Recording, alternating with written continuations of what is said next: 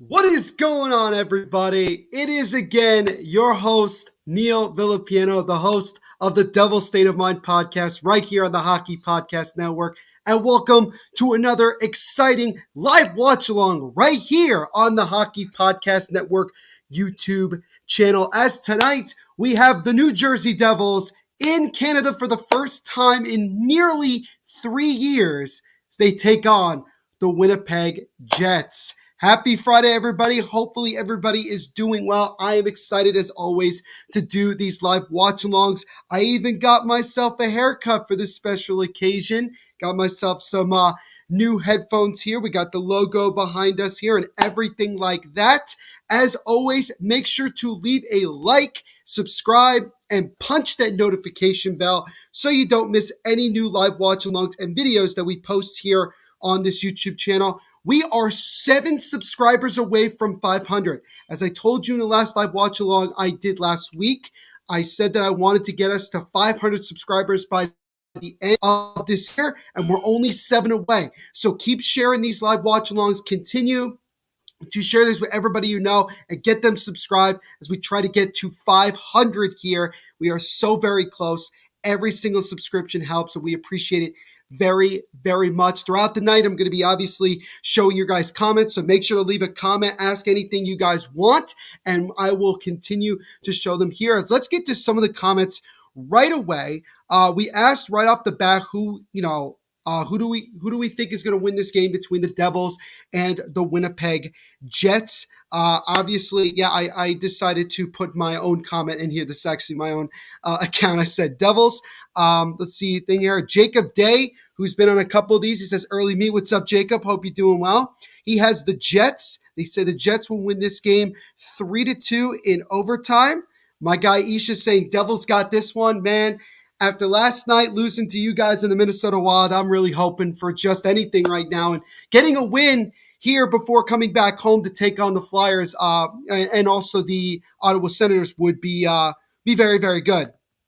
Jacob Day asking who's on tonight. Well, the game that we're doing, like I said before, is the New Jersey Devils in Winnipeg taking on the Winnipeg Jets. That's one of several games. He says, hello, what's up? What's up, man? Hope you're doing well.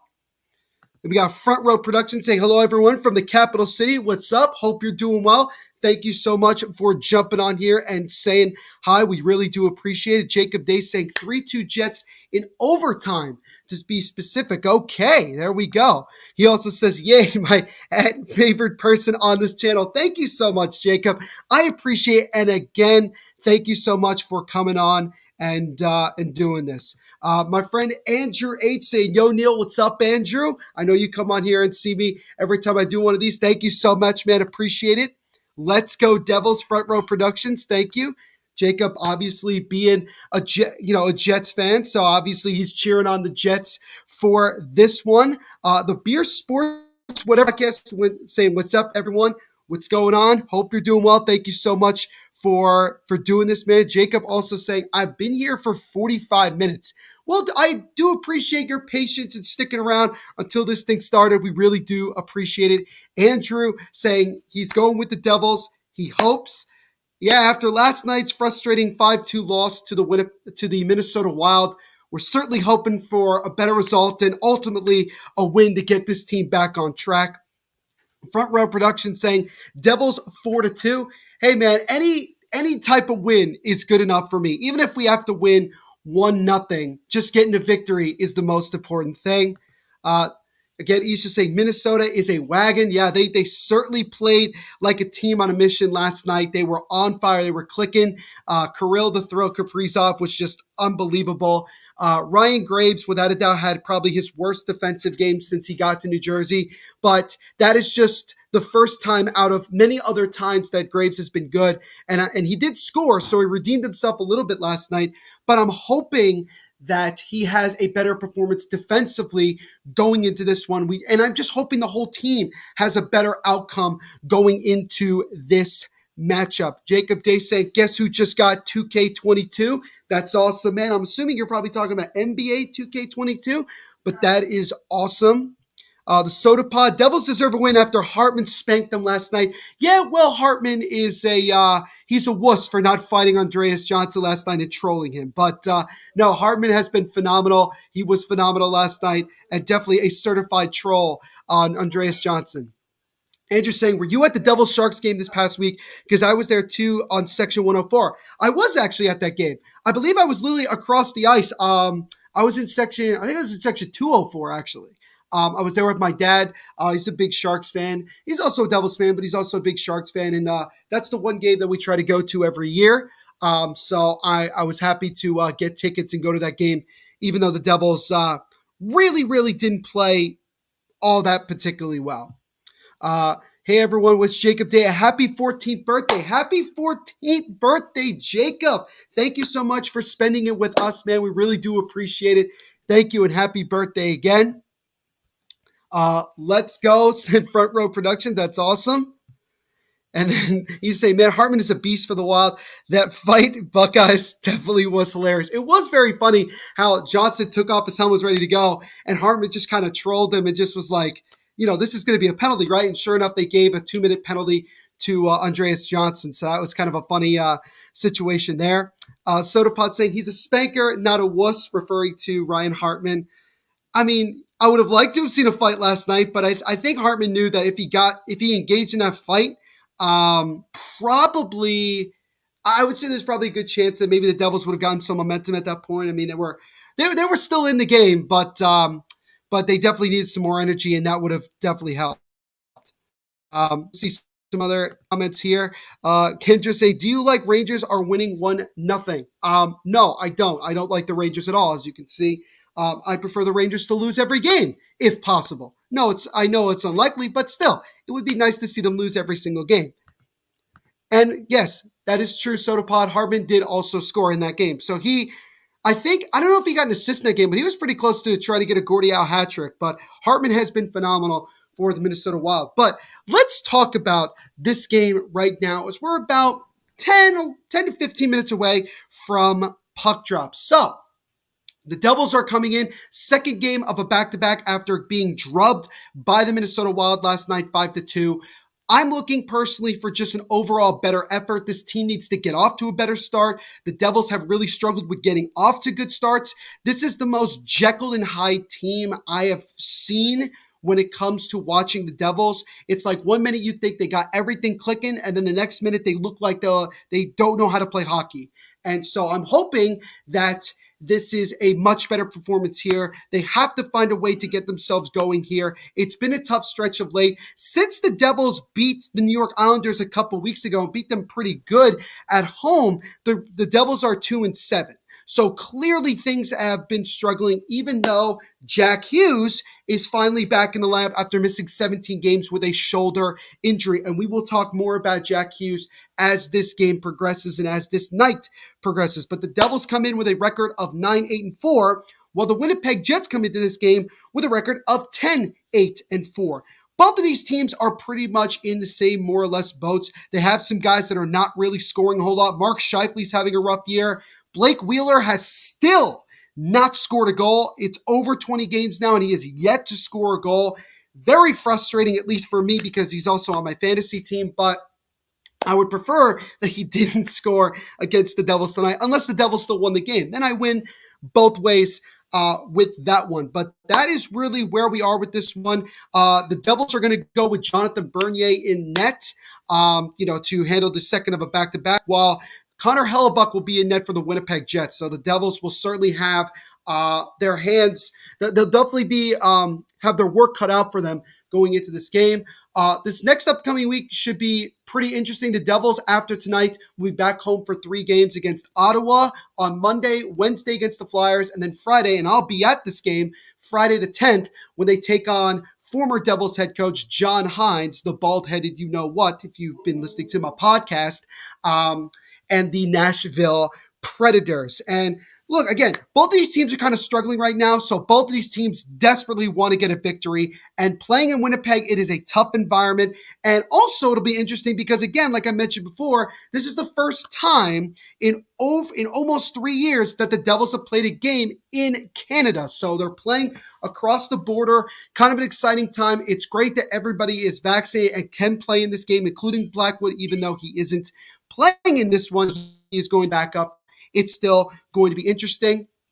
Couple of other things for the Devils.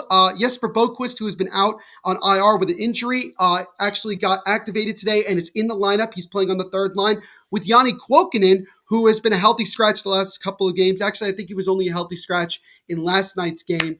He will be in the lineup tonight. Igor Sharangovich is actually going to be a healthy scratch for this one. Let's go to the lines for the Devils in particular going into this one. So it's Zacha, Hischier, and Bratt on the first line.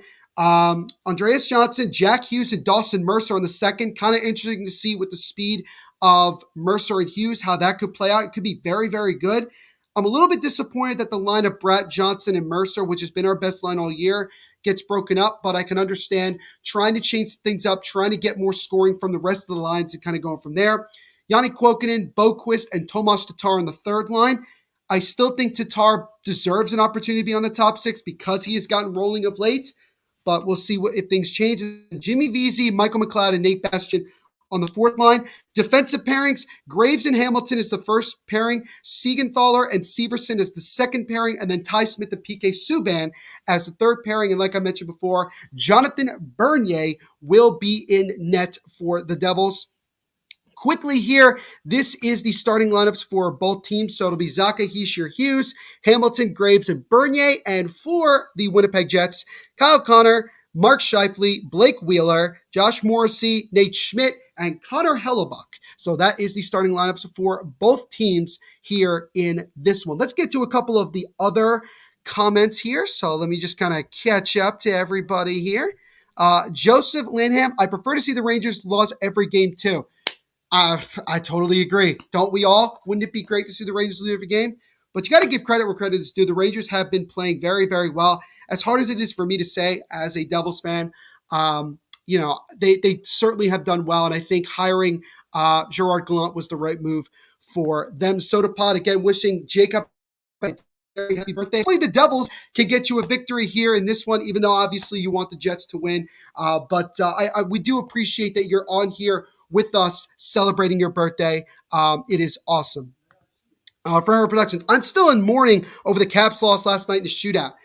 Yeah, I don't really know what's going on with the Washington Capitals of late. They blew that game against the Florida Panthers and lost in the shootout last night. Things have been kind of rough of late, particularly on the defensive side for Washington, but hopefully they'll be able to clean it up unless they play the Devils. In that case, I'd like them to continue to play that way. See, like front row, I know, man, that was rough. It really was rough when you're like that. And then Jacob Day saying, y'all suck. How do you lose to the Hawks? Well, I mean, there's a lot of teams at this point that have lost the Hawks. The Hawks have started to find their groove of late the last couple of weeks. It actually started when I took a trip to Chicago and they beat both Nashville and Pittsburgh while I was there. And that's when things started to get rolling after they fired their head coach. Front row saying, plus I lost money. Well, that's unfortunate, but you know what? You can put some money down for games tonight. And while you do, when you go to DraftKings, make sure to use our promo code down below, THPN, when you sign up. So let's keep going here. Front row saying Winnipeg does love their hockey. I'm guessing that crowd's going to be rough. Oh yeah, they absolutely love their hockey. It's one of the smaller markets in the NHL and certainly one of the smaller markets in Canada, but they have an incredibly passionate fan base. And even though this team has not gotten out to the best start, they're still supporting them no matter what. They're going to be there every single game, and this is no exception. This is going to be a tough crowd for the Devils to face off against in this one. So we'll see how this works out. He's just saying, "No, Rangers are fine. I wish Toronto would lose all their games." Honestly, though, seeing Toronto lose all their games as well, I think would be just very funny for the entire NHL, not just Devils and Sharks fans at the moment. They're playing against Sharks today, Ottawa again, and then plug in Chicago tomorrow. Yeah, the Rangers got a couple of good matchups coming up, so we'll see how they do there. Jacob say Vegas could never lose to the Hawks. Well, we'll see about that. We will see about that and go from there. Like I was saying, start actually streaming the game. Unfortunately, I'm not allowed to show you guys the game, and that's kind of why I'm going to be like broadcasting and letting you guys know how things are going here. But I do appreciate any way that you guys are here and that you're doing this. It definitely means a lot to me, and I do appreciate. I hope you guys join us throughout the night. Danelle, man, what's going on, my friend? He jumps on basically on all these streams, I think, at this point. Says, "What's up, man? How you doing on this Friday night?" I'm doing well. I'm confident. I'm excited to see the Devils. I'm always excited to see Devils play, and I'm hoping that they could come out here and have a better performance in this one against Winnipeg. We're about 5 or 6 minutes away from puck drop. Isha's asking, Neil, where is the vino? I'm glad you asked because I didn't have it in the last live watch long. I got it right here, the famous Villa Piano wine that we make every single year in my parents' basement. And this is actually from 2000. This is from this year. So I think this is the first time that I'm having this year's one on the stream. So I got a little bit of red, and so far it's been phenomenal. I'm just going to have a quick pregame sip. That is very, very good. So happy that we were able to do it. This is absolutely great. And then for us, say, "Oh, someone brought drinks." Yep, it's basically become my shtick that I drink a glass of wine ever since I joined the Hockey Pod Network. Everyone seems to love it, and that's what I do. Top Shelf Highlights saying Wild are nasty. They are, man. They really look like a dark horse candidate out of the Western Conference to maybe make a run to Stanley Cup. Former Devil Billy Garrett has done a really good job since taking over as the GM of the Minnesota Wild. I forgot the name of their head coach, but he has done really well. That man deserves a long-term contract. He has done very well with the team that he has. I'm going to go from there. Jacob saying, "I'm so happy my 2K just got done. Thank God. We know how long downloads on video games take nowadays, so that's great." Danelle saying, "Devils have to play a full 60-minute game. A big jump when the puck drop." Yeah, absolutely. They have to come out and have a better start and play a solid full 60 minutes of hockey. They are capable of doing that, and they're taking on a struggling Winnipeg team. So this is definitely an opportunity for the Devils to kind of right the ship here and get themselves going a little bit and get some momentum and some positivity going into your 3-game homestand going into next week. And especially when you're taking on Ottawa, who's been struggling, the Flyers who have been struggling, and then you take on Nashville. So you have, including this one, 3 games in a row where you have a legitimate shot against teams that are struggling to take advantage of that and get some points and get some wins. So it starts tonight, and any game is an opportunity to get a turnaround, and this could be the one. So let's see how the Devils play in this one. Top Shelf, Wild are so sick, and unfortunately they are. He's just saying, "Yum, that looks amazing, Neil. Love red wine. Don't we all, my friend? Don't we all? It's absolutely good." Top Shelf, Wild are so good this season. Yes, they are. There's a lot of love for the Minnesota Wild in this chat today. Todd Gregory saying, "I got the game on TV, but I'm mute so I could listen to your broadcast instead." Well, thank you, Todd. I really do appreciate that. And thank you so much for coming on and watching this game with us, man. We really do appreciate it. This is going to be a very, very exciting matchup. The one guy in Winnipeg that concerns me the most is Kyle Connor, who has 14 goals already on the year, which I think is 7th most in the NHL. This dude is a phenomenal player, overall tremendous talent, and he's really been carrying the scoring load so far in the early season for the Jets, while guys like Scheifele and and Wheeler have been struggling. Pierre-Luc Dubois, kind of the same thing. And they're going to expect him to once again have a big performance tonight. If the Devils could slow him down, not fully stop him, but slow him down, they give themselves a better chance to possibly win this game. Then I was saying, is that Devils jersey, Heritage jersey, a Fanatics? Come on, man. Yeah, I know. I haven't worn this one in so long, and I kind of just decided to wear one. I know it's Fanatics, but I mean, I still like it. It's still pretty comfortable. It's actually kind of big on me, so that kind of shows that I'm losing a little bit of weight, which is always a good thing. But yeah, that's pretty. But yeah, it is a Fanatics one, so that's kind of where we are with that one. But kind of go from there. He's just saying, subscribe to the channel, drop a like for Neil. Watchalongs every day of the week. Yeah, we try to have basically at least 1 to 2 watchalongs per day to keep you guys, with every single team in the NHL. Like I said before, we are at the time of the start of this live watch on. We are just 7 subscribers away from 500. Let's get there, guys. Get your friends to subscribe and let's do it. That would be absolutely phenomenal. Now, saying, I know that the Devils is a young team and all that, but the problem is that they don't compete from the jump, and this Devils team is the youngest in the NHL. It's very, very true. This team is a third period team, but I would like to see them take the energy and the confidence that they have in the third period, translate it throughout the rest of the game. They're going to give themselves a much better chance to win some of these games that in most years they wouldn't actually be able to win because they kind of struggle from there. So we'll see how that goes. He's just saying, Neil, the Hughes contract, what a garbage deal. How? I understand that the body of work is not much, but when you look at the fact that this man has not been able to play a full season, mostly not because of his own fault. I mean, this guy has so much talent and is a superstar in the making. You just have to give him the opportunity to continue to play. And it's going to take him some time to get back to full strength. He's coming off a shoulder injury, but the Devils are banking on his talent. And I don't have a problem with this contract. So, and also, he signed this long-term deal because he believes in the vision that Tom Fitzgerald, the GM of this team, has for this organization. He wants to be here. He wants to play in New Jersey. So I am totally fine with that contract. I understand why some people will say that it's an overpayment or whatever, but, let's give him an opportunity to actually play for a year or two through that contract before we really, really go like that. Unproven kid getting that contract. Who is he? Kaprizov. Well, as you can see, Kaprizov is starting to live up to that contract, and maybe Hughes will do the same thing in the long term. What are your thoughts on the Jack Hughes contract? The Devils give him 8 years, even though he has been injured, but he's a 20-year-old. Yeah, like I said, basically, they're betting on his talent. This guy is a leader both on and off the ice. You can see it for a guy that's just 20 years of age. He wants to be here long term. He's a star in the making. We just have to continue to build around him and continue to get guys that can put the puck in the back of the net and play around him, and he's going to continue to flourish. I guarantee you that.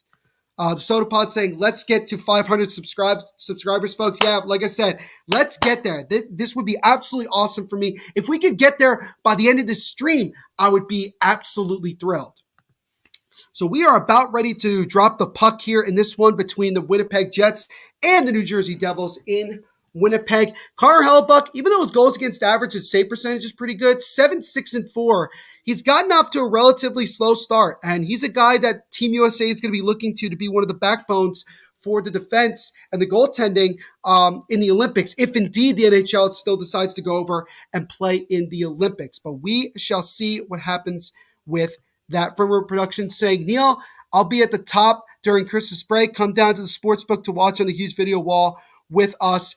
Yeah, man, just, find me on Twitter at THENVPSHOW and let me know, and we'll definitely plan it out together. But the puck is dropped in Winnipeg, and we are underway between the Devils and the Jets. So we shall see how the Devils come out here early on. I kind of like to look at the first 5 to 10 minutes to kind of see how the team looks right away. The Devils kind of, Lindy Ruff changed up the lines a little bit, not too much. Finally deciding to not play Hughes on a wing as a shot by Winnipeg gets blocked by the Devils and they come the other way. Continue with the comments, by the way, guys. I will get to all of them. It's a good shot there. Is stopped and covered. Yes, it is stopped and covered by Hellebuyck. He kind of reacted like he didn't have the puck, but it was a good shot by McLeod right away. But Hellebuyck did make the save. So we do have that. Quinn Hughes over Jack, Isha says, I mean, you're comparing a defenseman to a forward, so I don't know how much you can really do with that. Um, so he's just saying, so what deal? Got to prove it. The only bets and you should make are on DraftKings with promo code THPN. Yes, you gotta plug it in as best as you can. Again, if you guys use the DraftKings, make sure to use our promo code THPN when you use it. We would definitely appreciate it. As the Jets have an opportunity here, and a backhand try by Kopp goes wide in the net. Caught Bernier by surprise, but luckily that shot went wide. Good opportunity there, but Winnipeg looking to try to strike first here within the first minute or two. There's Josh Morrissey with a slap shot, and that one is stopped and into the breadbasket of Bernier, and he'll cover. 8 years after 52 points is ridiculous in all seriousness. Should have signed a bridge. Again, here's the thing. He wants to be in New Jersey long term. That's why he signed this contract. And the other thing is this, he'll be only 29 by the time this contract comes to an end. There is a good chance that if everything goes the way that we all think it's going to go, he's going to make an absurd amount of money after that in his next contract. So let's not totally look at it from the standpoint of, oh, he should have signed a bridge deal. Anybody who's not a Devils fan is going to say that because they're like, oh, what if he, they want him to be a free agent. So, if he's really good, they'll go to their team. Well, you know what? Not every, the Devils have proven with the way that they've organized everything with ownership and the general manager, they have proven they've basically made it more interesting and more desirable for guys to come and want to be in New Jersey long term, which is exactly what we want at the end of the day. Front Row Production saying Jets going down. Hell yeah, man. I'm really hoping that that's the case. Look, the thing is, whenever the Devils play Western Conference team, at that point, that's when I really don't care if this game has to go to overtime. It's a backhand try by Scheifele, and he scores. An absolutely beautiful goal by Mark Scheifele, and the Jets early on in this game have struck first. It is now 1-0. So just 2 minutes in, and once again, the Devils are already playing from behind. And this is kind of where the frustrations have been of late, where the Devils, again, just not getting off to a good start, allowing the opponents to really get a lot of things. Scheifele just kind of deked through a couple defenders, caught Bernier down on all fours and went top shelf, and it was just an easy goal there for Mark Scheifele, just his third goal of the year. And most importantly, the Jets now have the 1-0 lead. So that is not the start, as usual, that you want from this Devils team, but hopefully they can shake off that and it kind of go from there. The clock on MSG is kind of weird because it says 7:59, but they mean 17:59. So I don't know. It was so weird when I looked up and I saw that. Paul Maurice is in his 24th season as a head coach. Honestly, I think Paul Maurice should actually potentially be a Hall of Fame coach. If he wins a Stanley Cup, I think he's a Hall of Fame coach. That's the way I look at it. He's just saying, hopefully Devils win, but would love to see Blake Wheeler get a goal. Well, Blake Wheeler has definitely been struggling a lot this year. Still hasn't scored a goal, but the way that things have gone for the Devils, I wouldn't be surprised if Blake Wheeler finally got off the goal drought schneid and scored a goal. Now saying Devils' problem is the compete level, special teams, defense, and power play is bad. Yeah, both Mark Recchi and Alain Nasreddine have continued to do what I would call a piss-poor job on the special teams and everything like that. And I don't know how much longer this type of bad play on those areas is going to have to continue before those changes have to be made. You can't allow a season like this that has a lot of promise to go up in smoke again. And by the time we get to January, we're already thinking about who we're going to be drafting next year. Devils fans are tired of that. They are tired of that. So right now, the Devils, again, not doing a whole lot of anything right now, but got to find a way to have a better response here. And so far, they are not doing that. Islanders played last night for the first time since COVID. Still lost, giving up an OT goal 39 seconds in.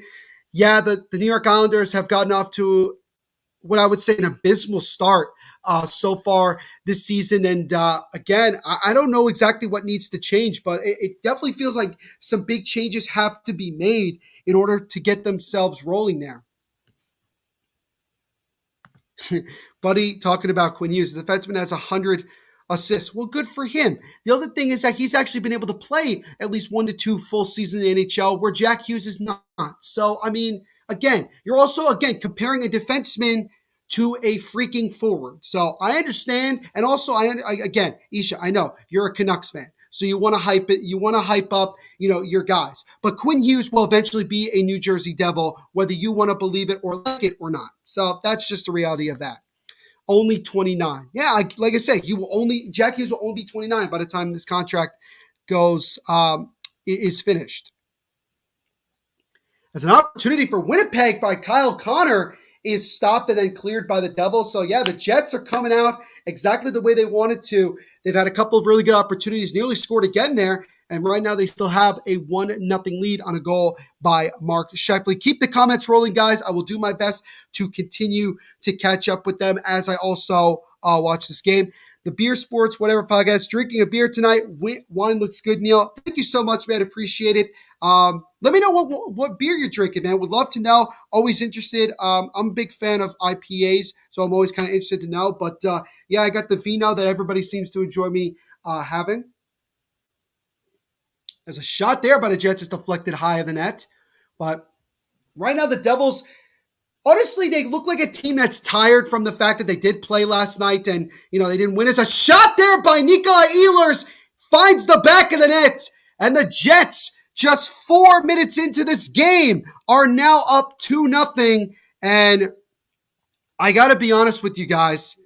This looks like the beginning of what is going to be an incredibly long night for the Devils. Nikolai Ehlers, one of the most dynamic two-way forwards in the game, with just an absolute wicked wrist shot from the left face-off circle, goes top shelf over the glove of Jonathan Bernier, and there's nothing that Bernier could do there. And when it rains, it pours, ladies and gentlemen. The Devils have now been outscored 7-2 in the last 4 periods. So it already feels like that this game has slipped away, but it is early. It's 4 minutes into the game. Nikolai Ehlers getting his 7th goal of the season. So there is that. Paul Maurice won a cup or no? I don't think he did. I know he went to the finals in 2002 with the Carolina Hurricanes, but I don't believe he's won a cup. Paul Maurice is unreal. Dude, I would kill to have a coach like Paul Maurice as my head coach. Lexa asking, where can I watch the game? This is a good question. Well, if you have ESPN Plus, you can look up the Devils game and you can watch it either on the Jets television network or the Devils. If you are watching it in the New York, New Jersey area, you could turn on MSG Plus, I believe. Is it MSG Plus? It's MSG Plus. That's where you can check out this game. So that's where you can watch the game along with us. But again, thank you so much for joining us. We do appreciate it. Yeah, also NHL 66 is a good place as well. I forgot about that. Devils bad start once again, giving up the first goal, giving up the first 2 goals. Also a problem, Devils don't get zone time and shots on the other team. Yeah, the Devils are just looking, they just don't really have anything going right now, and the Jets are flying high. As McLeod with a shot, and that one is stopped. It popped up in the air, but cleared away before it could get another opportunity on Hellebuck, but a good try there by Michael McLeod. But again, no goal there. Drop a sub, Alexa. Appreciate it. Yeah, absolutely. Absolutely. Wait, did she actually drop a sub? I mean, if she did, great. Thank you so much. Again, we are just a couple subscribers away from reaching 500. Let's try to get there. Neil, he is playing in Vancouver. It's basically playing injured. Yeah, sure. Jacob saying W Jets, L Devils. So far, it's looking that way, Jacob. I'm sure the Jets found out that it was your birthday. They're trying their best to get you a victory here. Beer Sports, whatever podcast. It's Saison 7 Bells Ale. That's pretty interesting. That sounds pretty good. Hopefully you are enjoying it. And again, thank you so much for the comments. Oh God. My best friend Steve saying, this is going to be a long night. It certainly feels that way. The shots are already 6-3 in favor of Winnipeg, and 2 of the 6 shots have found the back of the net as Blake Wheeler with a shot that gets blocked in front. Sodapod saying Ehlers is one of the most underrated players in the NHL. Yeah, he really is. As a backhand try there, stopped at a rebound opportunity by Brad Stopped, and then it was PK Subban with a weak wrister from the point is easily gloved by Hellebuck, and we get our first stoppage of play. 6.5 minutes in, it is 2-0 nothing Winnipeg. So let me quickly catch up on the comments here. I told you the Devils can't play good versus our Canadian teams. It's the first period, man. Let's see how things go from there. Panthers came back against Caps the other night. Yes, that they did. So anything is possible. And I think it was 4-1 in the third period. So yeah, anything is possible. The first Winnipeg Jets, a gold man. No doubt about that. What are your thoughts on the Predators of Lightning Stadium Series jerseys that was released yesterday and the Penguins' third alternate black jersey? Okay, so the Predators jersey looks horrible. And actually, it takes away, now nobody's talking about the Devils black alternate. Everyone's talking about that one. This is, again, an example of the ownership, the organization not putting in a lot of effort into this. It didn't look that great. It looks kind of meh to me. It's not horrible. It just is meh.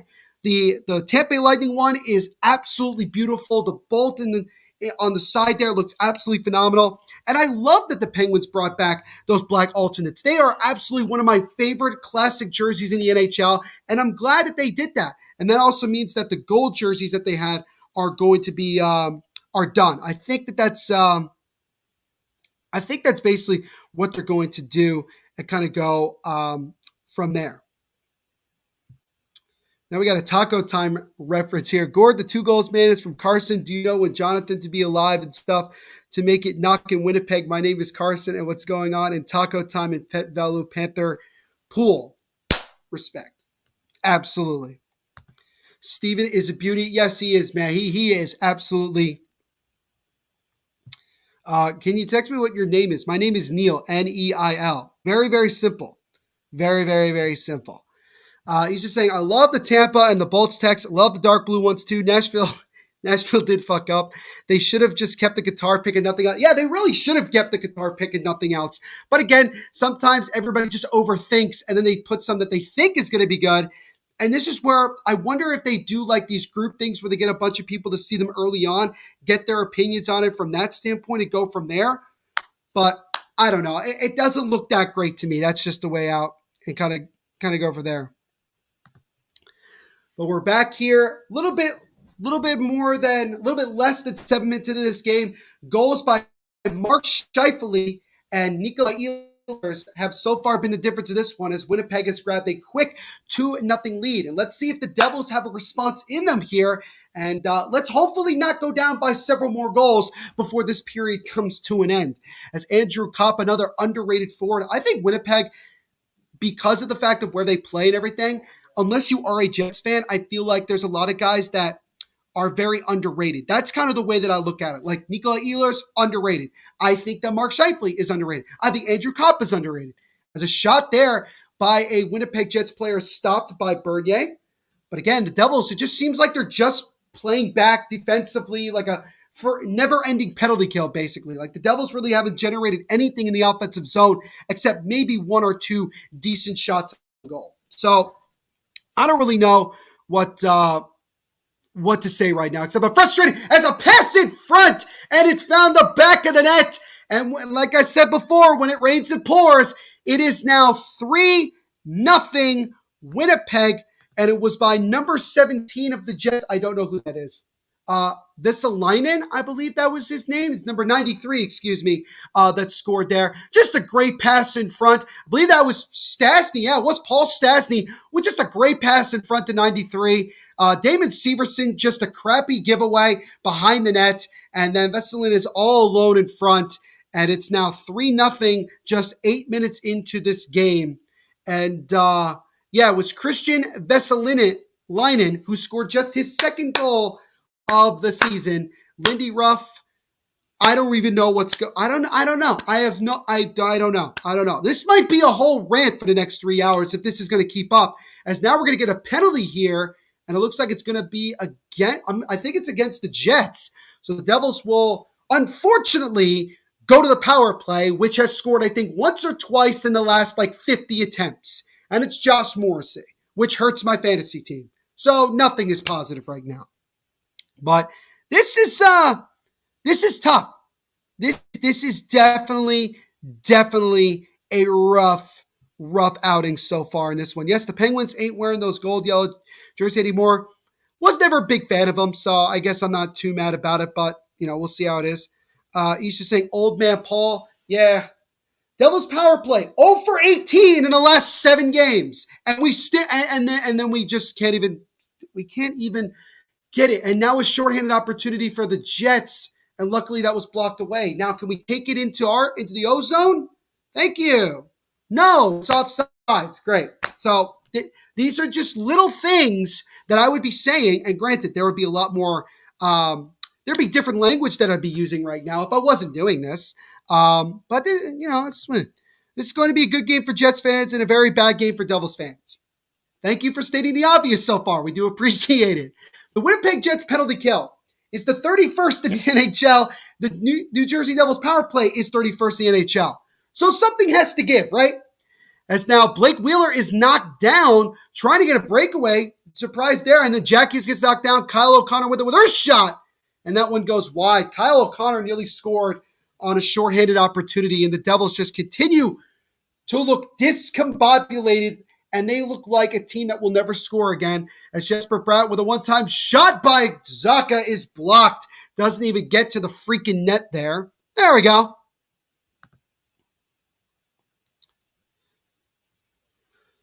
So now Dougie Hamilton over to Zacha, back to Hamilton with a wrist shot. That one is stopped and a scramble in front a little bit. And then it's covered by Hellbuck, and we'll get a stop here. 56 seconds to go on the power play. 11:10 to go here in the first period. 3-0 Winnipeg.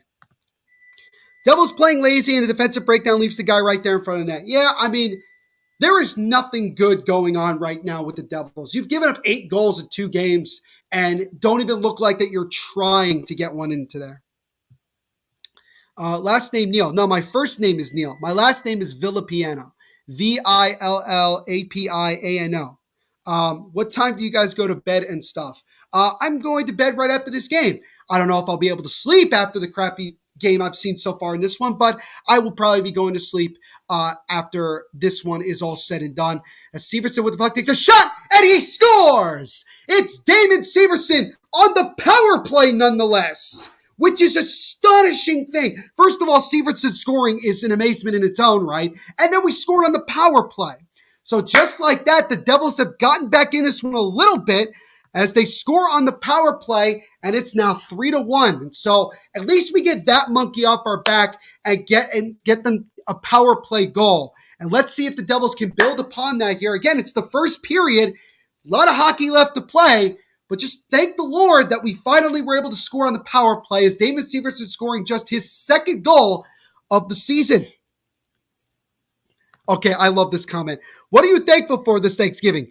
Beans, rice, Jesus Christ, Byron. That is absolutely, if you know Side Talk NYC, you know exactly what I'm talking about. Jacob, thank you so much for that comment. That just made my whole day. Thank you so much. Oh, and he keeps going. What do you want to tell Joe Byron right now? What's up, baby? Take me to the White House. Bing bong. Dude, if you're not from this area, in the New Jersey, New York area, you don't know what we're talking about, but just look up Side Talk NYC. That is absolutely awesome. It's absolutely awesome. Eric King, terrible so far by the Devils. Yes, except the last couple of seconds as we just scored on the power play by Damon Severson. Danelle saying, Devils score a power play goal finally. Exactly. Finally, we scored on the power play. Hopefully, we can do that a little bit more moving forward. Eric King saying power play goal. Yes, thank you, hockey gods. Just a great pass from Tatar through the legs of the defenseman for Winnipeg over to the far side. Severson was wide open. He went far side, top shelf. Beautiful goal off the post. Just an overall beautiful play and getting them the goal. So let's see if the Devils here, with about exactly 10 minutes to go in the first period, I'm hoping that the Devils could find a way to get another goal here and to only be down by 1 at the end of this period. So Christian Vesalainen's goal was his 2nd of the year, was assisted by Paul Stastny. That was his 5th assist. That came at the 7:39 mark. So a couple other comments here. Damon Severson's goal, his 2nd of the year at the 9:08 mark, a power play goal. Tatar got his 7th assist. And Ty Smith got just his 3rd assist of the year. We were saying, yes, Penguins ain't wearing those gold jerseys anymore. Yes, my man Steve saying, bing bong. Hey, Steve, how was that Knicks game last night? You guys seem like you're having a lot of fun. Speaking of bing bong, Mr. Bing Bong himself, Julius Randle, not having, seems to be kind of falling apart here a little bit. Brown Eagle saying, go Jets go. Well, I'm sure you're happy so far with this game. As Zaka with a shot and that one got blocked in front. But the Devils all of a sudden starting to generate a little bit of something in the ozone. Smith is knocked down, slow to get up. And the Jets are able to take control of the puck. Jacob Day saying, bro, if you don't know who Joe Byron is, you most def don't have TikTok or Instagram or YouTube. You literally can just type in that and you'll be fine. Donald was saying, since I am from the area, what does Big Bong mean? Who started that word? Well, Big Bong comes from Side Talk NYC, which is just two guys going around the streets in New York, just interviewing people randomly. It's become a very big trend on TikTok. It's big on Instagram. It's big on YouTube. Just type in Side Talk NYC and you'll find it. And those videos are absolutely hilarious. Julia Escobar saying, woohoo, let's go Devils, high hopes. Yeah, I'm trying to get high hopes here for the rest of this game. It's only 3-1, and we still have 8 minutes to go in the first period. So let's see if the Devils can start to turn things around. As Morrissey with a shot, and that one is stopped and covered by Bernier with 8:04 to go here in this first period. Devils score on the power play, but still trail 3-1 here in Winnipeg. Hoping we pull one more back before the end of the first period. Aaron King says, absolutely, absolutely. Joe Byron is hot. Yes, Joe Byron is the hot trend. You can literally type it on Twitter and you'll find it. Isha saying, I have no idea what you're talking about, Neil. Okay, Isha, again, Side Talk NYC. Just look it up. Watch a couple of videos. You will get a kick out of it. I know you, of all people, would get a kick out of it. Please do so. Please do so. Yes, the Penguins ain't wearing those gold jerseys. Yep, absolutely. Aaron, thanks for joining. Yes, absolutely. What's up? Again, welcome, Julia, as well. Thank you so much. Steve would say, we were at the event when Bing Bong really took off. Yes, Steve and I went to the Knicks home opener, and that's when it really kind of took off. That was kind of, that was crazy. That was absolutely crazy. Subscribe to the channel. Drop a like for Neil. Watchalongs every day of the week. Absolutely. How has the other guys been for Winnipeg? So far, they've been off to a really good start in this game. 3 goals so far, but they did give one up. But, so far they're off to a pretty good start. He's just saying, I'll check it out. Haha, sounds like amazing. I'd love. Bro, you would laugh your ass off. You got to go check it out. Side Talk NYC is one of the funniest things that is trending right now on social media. And while we have a quick break in the action here, we are going to get a quick word from our sponsors, if I could find it. Yes, our sponsors really quick. So we'll be right back.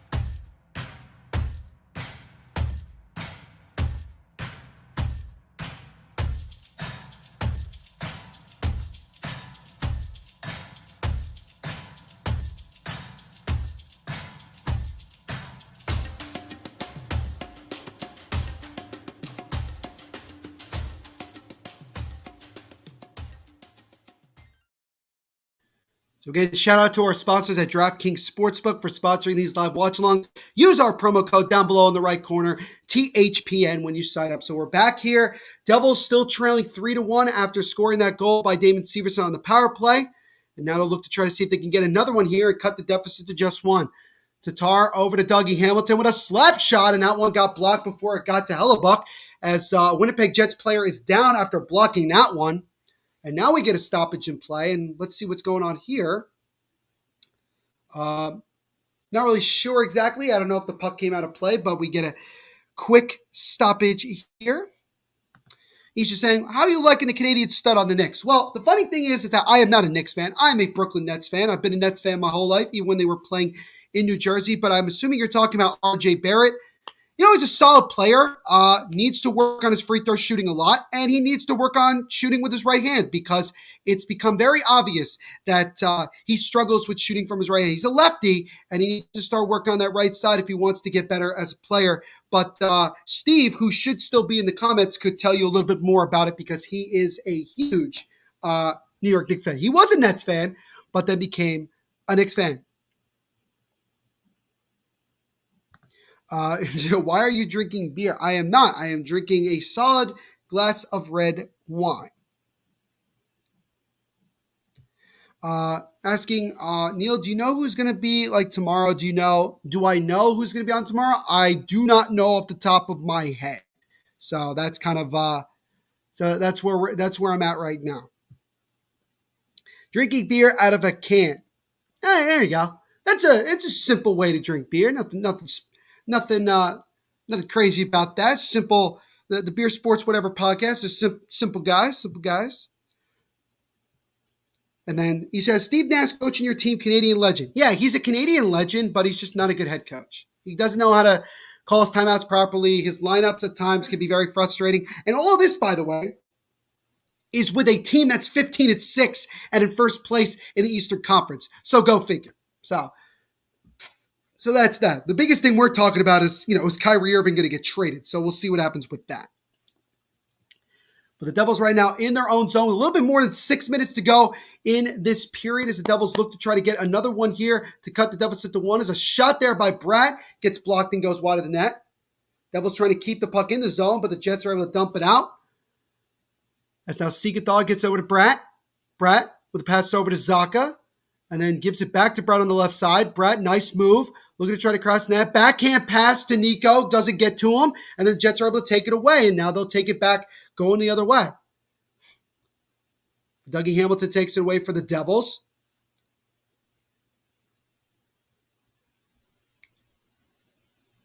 Is now Kopp with it.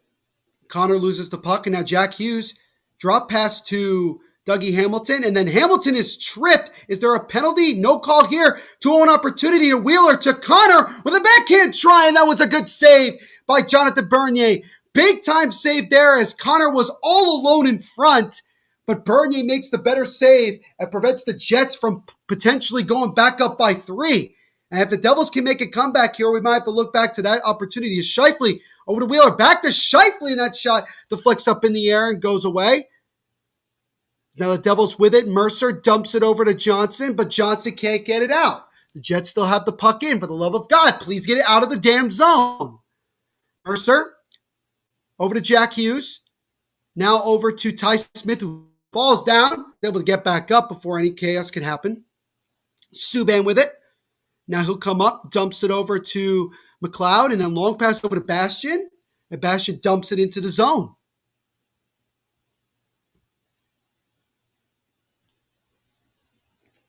And that long pass goes all the way down, and it will be an icing. So the faceoff will be back in the Winnipeg zone with 4:27 to go the first period.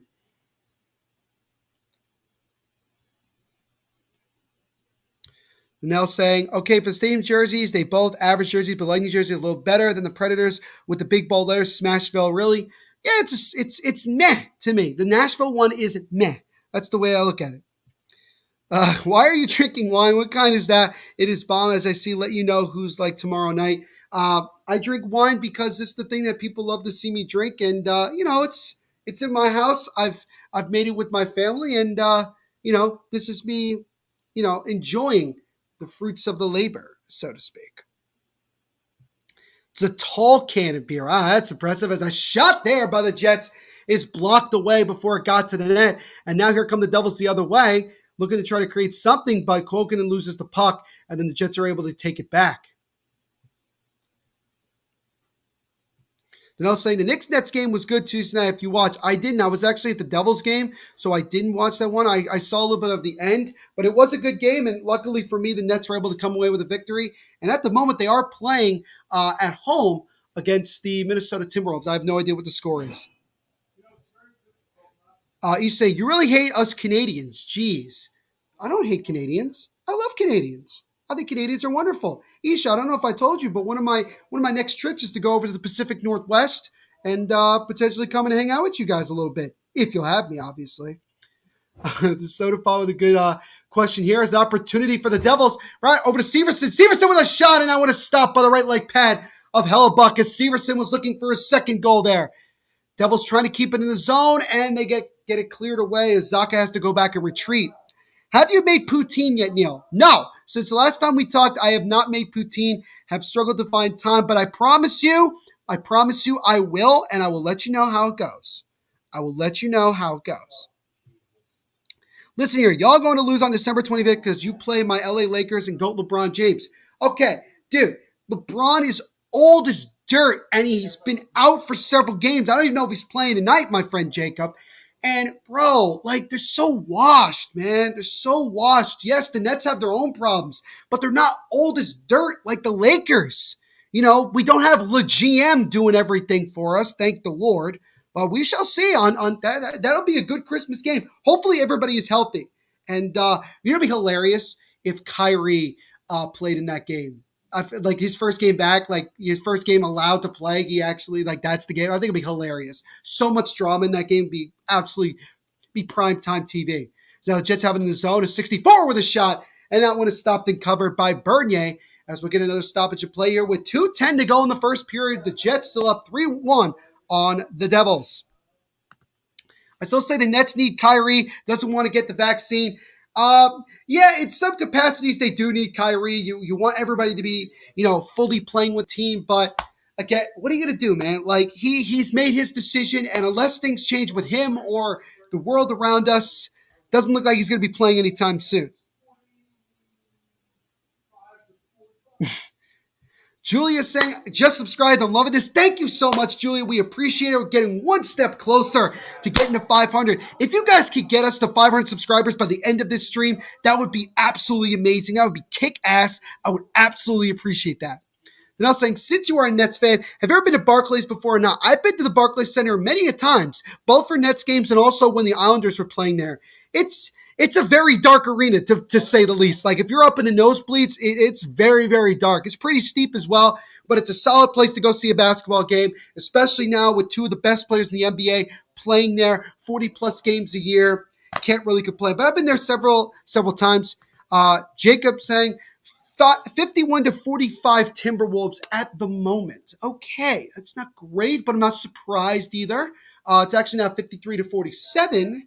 As I just flipped over really quick because I wanted to. Julia, thank you. Neil is awesome and does a ton of live streams.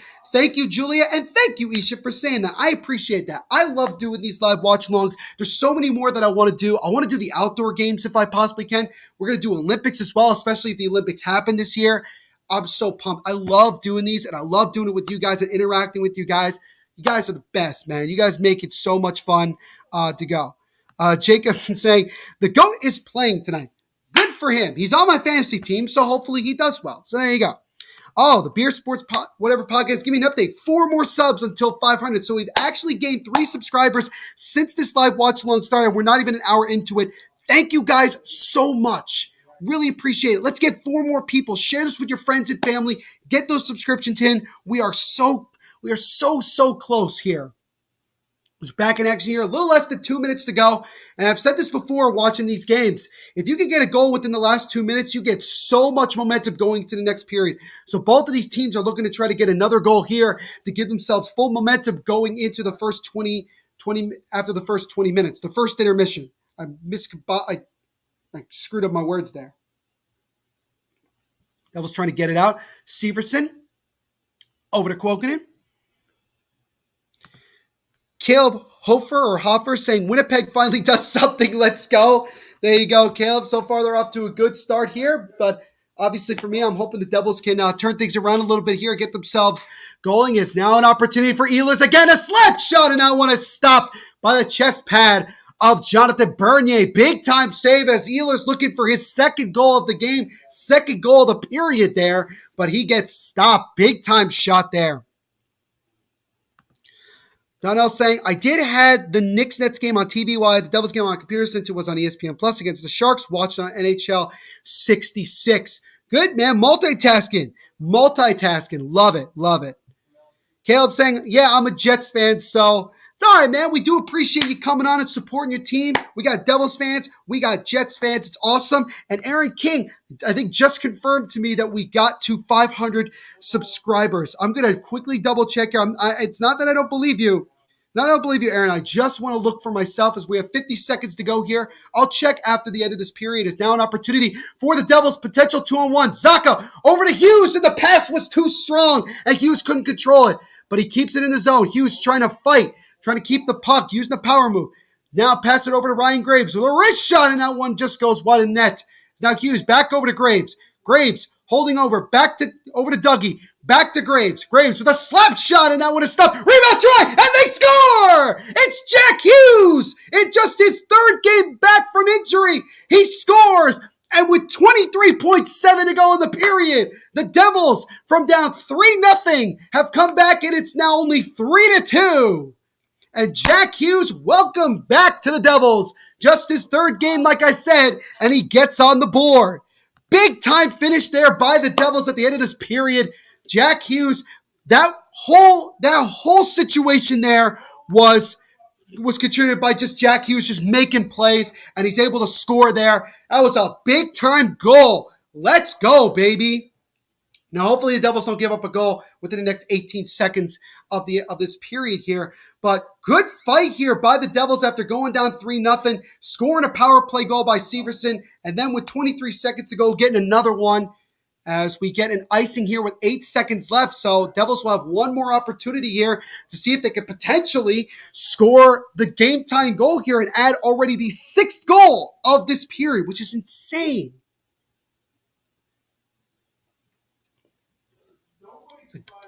But good job by Hughes to just stand in front of net and tap in that rebound and score. As the faceoff is won by the Devils for a second, and then Winnipeg intercepts it. They'll dump it into the Devils zone, and that will do it for the first period. A really up and down first period there. A total of 5 goals in that first period, and as a result, it is 3-2 Winnipeg after 1. So before I continue on with the comments here, let us quickly get another word from our sponsors.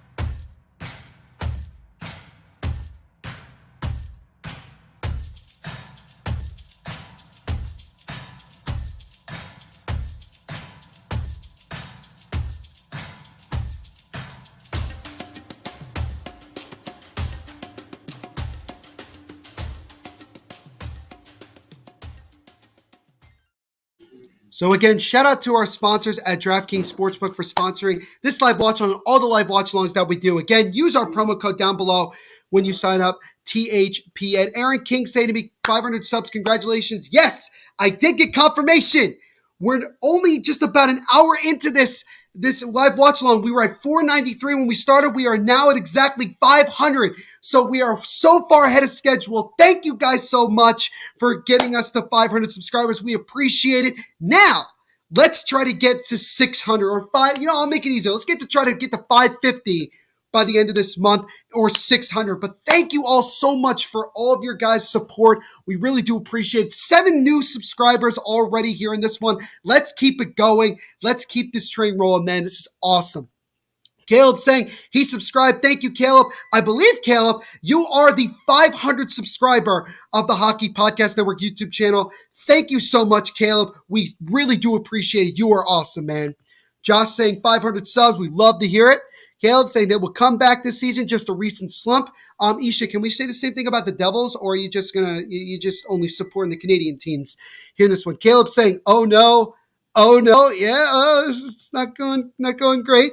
500 subs and the overpaid kids score. Thank you, Isha. I appreciate that you're going to continue to say this. I really do appreciate it. Saying thanks for the sub. Yeah, man, thank you so much. That is absolutely phenomenal. That's a pumped up Neil right there. Yeah, I mean, I had 2 reasons to be pumped up. We got the 500 subscribers and the Devils scored to cut the deficit to just 1. So again, it's 3-2 Winnipeg after 1 period of play. And there's still 2 periods of play to go, and we'll see how things go. But hopefully the Devils can not give up another goal, score a couple more, and come back and win this one after being down 3-0. Aaron, thanks. Absolutely. Thank you so much, Aaron. We appreciate it. He's saying Neil is pumped. You damn right I'm pumped. I flipped over, by the way, to the Nets game. They're right now up, Jacob, 59-55 on Minnesota with 10 seconds to go. Give you a little play-by-play. Here's D'Angelo Russell with a mid-range jump shot. Hits the rim, no good. Rebound by LaMarcus Aldridge. With 1 second left, Patty Mills at the buzzer, and he shot it high of the net. So it's 59-55. Brooklyn Nets over the Minnesota Timberwolves at the half. See, I'm doing 2 games. I'm calling both games, as Kevin Harlan would say. But I am super pumped up for that. Donnell saying, I've been to Barclays Center for an Islanders game, never been for a Nets game, and hockey sucks there since I experienced it. Happy for the Islanders getting a new UBS arena. Yeah, Donnell, I agree with you 100%. That place sucked for hockey. I went to a preseason game against the Devils, and it was awful. I hated it. I absolutely hated it. And I'm also pumped that the Islanders finally got their new arena. They haven't won a game yet. They lost last night in overtime to the San Jose Sharks. Hopefully, they can get their first win relatively soon because what if they lost their first 5 games at that new arena? So they definitely got to pick it up. Kev Hofer saying shots 12-12. Yeah, I mean, it's funny how you look at the shots on goal and you say, oh, it's a pretty even period. I guess you could say for the Devils, it was just a bad first 10 minutes because the second half of that period was the Devils were the better team. They scored twice. We scored on the power play, which is unbelievable. Again, I don't know how. It's amazing to me. If you're not a Devils fan, or even if you're a Jets fan, you probably don't understand how bad the Devils power play is. Like I told you, before tonight, they had gone the last 10 games, and they were like 0 for 18. They were awful, absolutely awful. Hughes scores late, very huge goal to get back in the game. Like I mentioned before, now the Devils have all the momentum, scoring that goal so late in the period. They're only down by 1. They got to take that momentum, go into this next 20 minutes and play Devils hockey and be the better team. And if they can do that, they're going to get themselves more opportunities to score and get this one rolling here. Beer Sports, whatever podcast saying 500 subs. Hell yeah, Neil. Good show. Now let's get THPN to 1,000. Absolutely, man. Let's get to 1,000. Let's keep this train rolling here. We're trying to make this the best place to check out, these live watch-alongs and the best place, the number 1 place to get all your hockey content. And also, the Hockey Podcast Network. If you're a fan of any of the teams, whether it's the Devils, the Jets, or any team in the NHL, make sure you like and subscribe to the Hockey Podcast Network and go subscribe to the podcast. We have a podcast for every single team in the NHL and also other hockey-related podcasts as well. We even have a new fantasy hockey podcast, which just joined the network today. So that's awesome. Go check us out, hockeypodcastnetwork.com. We would appreciate that. Jacob saying 45 minutes till homie Jacob leaves to watch the Vegas game. Well, we appreciate that you sticking around with us for as long as you did. Hopefully you get a chance to watch at least the second period along with us. But again, thank you so much for taking some time out of your day. Happy birthday again, my friend. And we really, really do appreciate it. Hell yeah, Beer Sports. Now to 1,000. Yes, let's get to 1,000, ladies and gentlemen. Let's get to 1,000. We love it. And then he's saying, Devils are a good team like Detroit, just not their years yet. I mean, look, the thing with the Devils, everybody's been asking me, like, what was your expectation going into the year? My expectation was that considering the additions that we have with this team and everything, that I expect this team to be a fringe playoff contender. Probably one of the last wild card spots, or maybe just out of the playoffs. But you obviously always want to see your team win regardless of how good or bad they are. So, yeah, it sucks that we're not exactly where I would like them to be, but still, they're competing. And once we continue to build here and get things rolling and start playing like a consistent, good hockey team, we're going to be in good shape. Donnell saying, Islanders have lost 9 in a row. Yeah, man, I have no idea what's going on with the Islanders right now. They've dealt with COVID. They've just dealt with inconsistencies, with injuries. It's crazy. It's crazy to see how much the Islanders, who had such high expectation going into the year, have really, really struggled.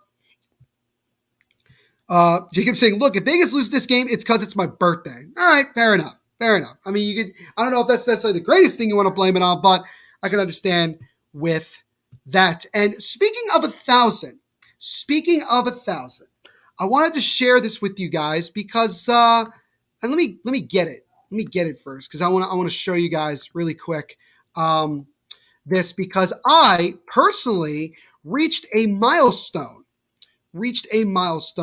on the Devil's State of Mind Twitter account, and I actually posted it. It's on my pinned tweet. Let me just make sure I can share with you guys. Let me find it really quick. Let me find it. Here we go. Yep, here it is. All right, boom. All right, here we are. I think I can find it. Add stream. Yes, there it is. Yesterday I announced, or yesterday, I don't remember what day I announced it. I announced that the Devil State of Mind Twitter account, which you can follow right here at Devil State on Twitter, we just reached 1,000 followers. And it is absolutely incredible that we've gotten to this point. I remember when I started back in June of 2020, a couple months into the pandemic, when Isha and Dylan gave me the opportunity to be the host of this podcast and make it my own. I never dreamed that I would get to this point, and it's absolutely phenomenal that I've gotten to over 1,000 now. I think I'm at, where am I at right now? I think I'm like 1,020 now, like something like that.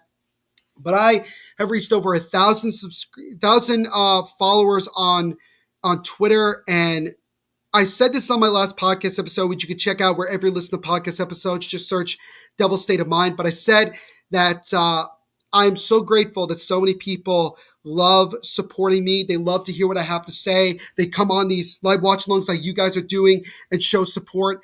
It just means the world to me, and I'm absolutely blown away. And let's keep it going, man. Let's keep it going. Like I said, my podcast is for the fans by a fan. I try to make it as free for everybody. I try to give everybody their say. I try to let people speak their minds because not every place gives you the opportunity to do so. But I wanted to say from the bottom of my heart, thank you guys so much for following me, and I appreciate it. And let's keep it going, man. Let's keep it going. Follow the Hockey Podcast Network on all social medias at HockeyPodNet. Follow us on Twitter at Devil State, Instagram at Devil State of Mind, as we've just reached over 500 followers on Instagram, as we're trying to get there as well. And you can see from this tweet that I will be doing a special 1,000 follower giveaway in the near future. So stay tuned for that. I'm going to try to have that all set up prior to Christmas, and we'll go from there. But again, thank you guys so much for all supporting. Again, if you want to follow me on Twitter at Devil State. Also, you can follow my personal Twitter at THENVPSHOW. The other thing I wanted to quickly share with you guys, because I have it here. Take it back. As you can see here, we got the stream and everything. I put out a pinned tweet. Here it is. Put out a live watch-along tweet that I'm actually going to quickly share with you guys in the comments section. So let me get that for you really quick. Just share that with you.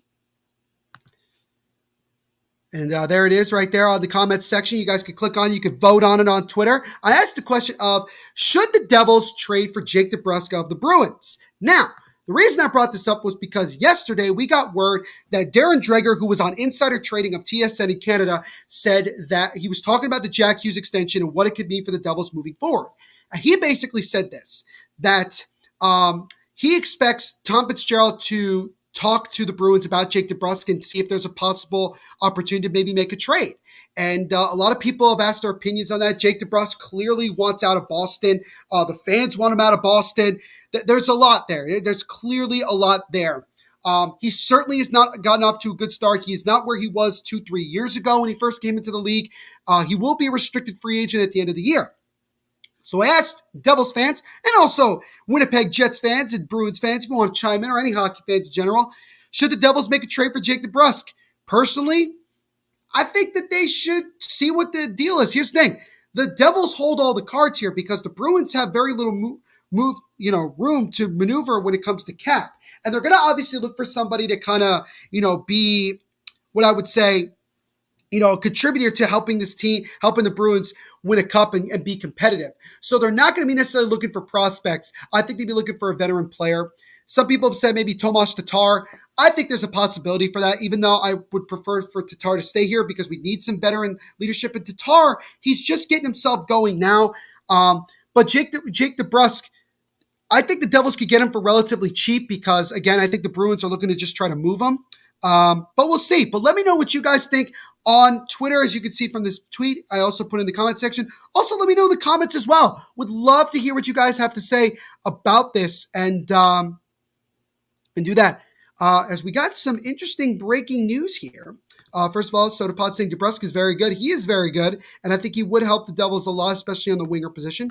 Rick Smith saying Rangers goalie down. Breaking news. Is he down? He's talking about Shesterkin, so that cannot be good. Let's check here.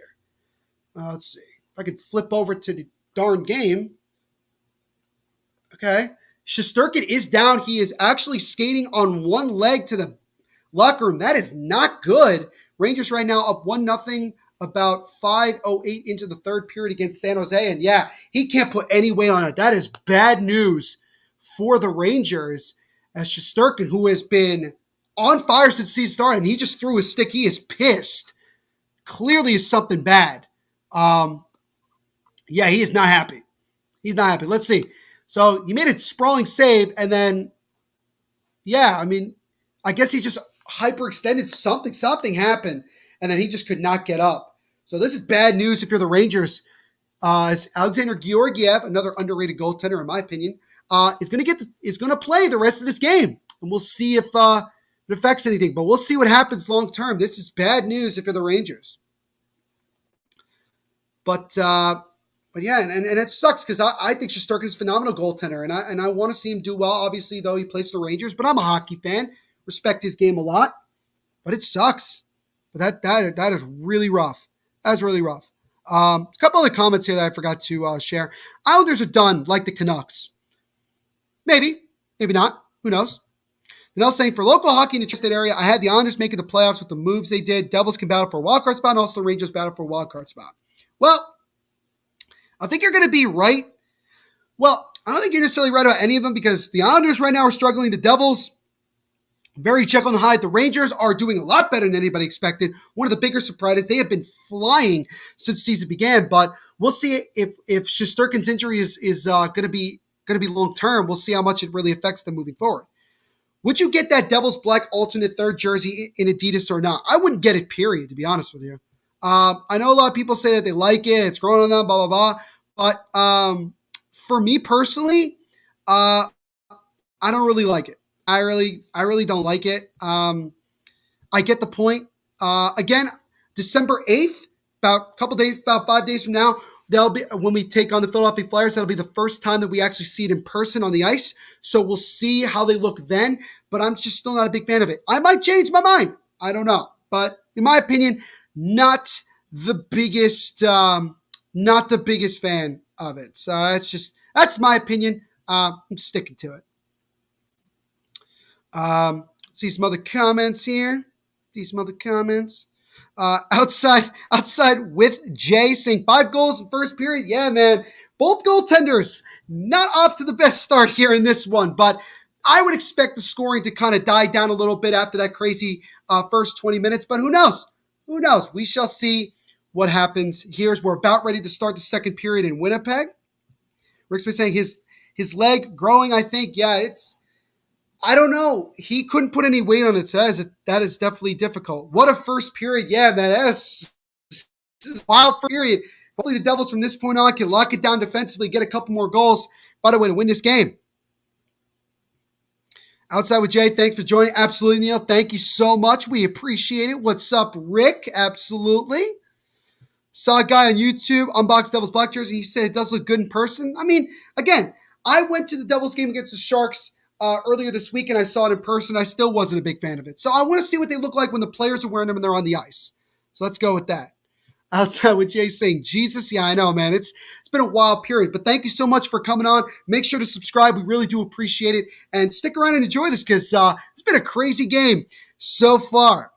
Subscribe to the channel. Drop a like for Neil. Watchalongs every day on the THPN YouTube channel. Yeah, we try to do it. We try to do as many of these live watchalongs as we can. We just reached, a couple minutes ago, 500 subscribers here on the Hockey Podcast Network YouTube channel. And yeah, man, thank you so much again. Let's try to get to, let's get to 1,000, man. Let's get to 1,000. Let's try to do it. So Jay, hey guys, happy to be here. Yeah, we're happy that you're here with us, man. Thank you so much. Is this the highest scoring first period this season? I think it's up there. It could potentially be. Not totally sure, but I think it's definitely up there. Outside with Jay, another sub. Thank you so much, man. We appreciate it 100%. It's a fine jersey, just not creative enough for NHL. It doesn't mean it's a bad jersey. No, like I said, it's not the worst thing I've ever seen. It's meh, just like the Predators one. It's just meh. So that's kind of the way that I look at it. He's just saying, Rick, I'm drinking a beer too. Holiday-themed IPA from Vancouver Island Brewing. That is awesome. That is awesome, man. Dude, I'm loving that everybody's doing this with me. I appreciate it. Sweet cheers. Absolutely cheers, guys. Drinking the Villa Piano homemade wine.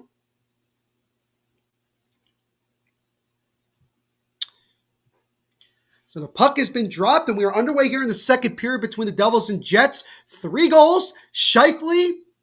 And it was then, there were so many goals. Nikolai Ehlers and then Vesalainen scored the third goal. Those 3 goals for the Jets. And then David Severson on the power play nonetheless.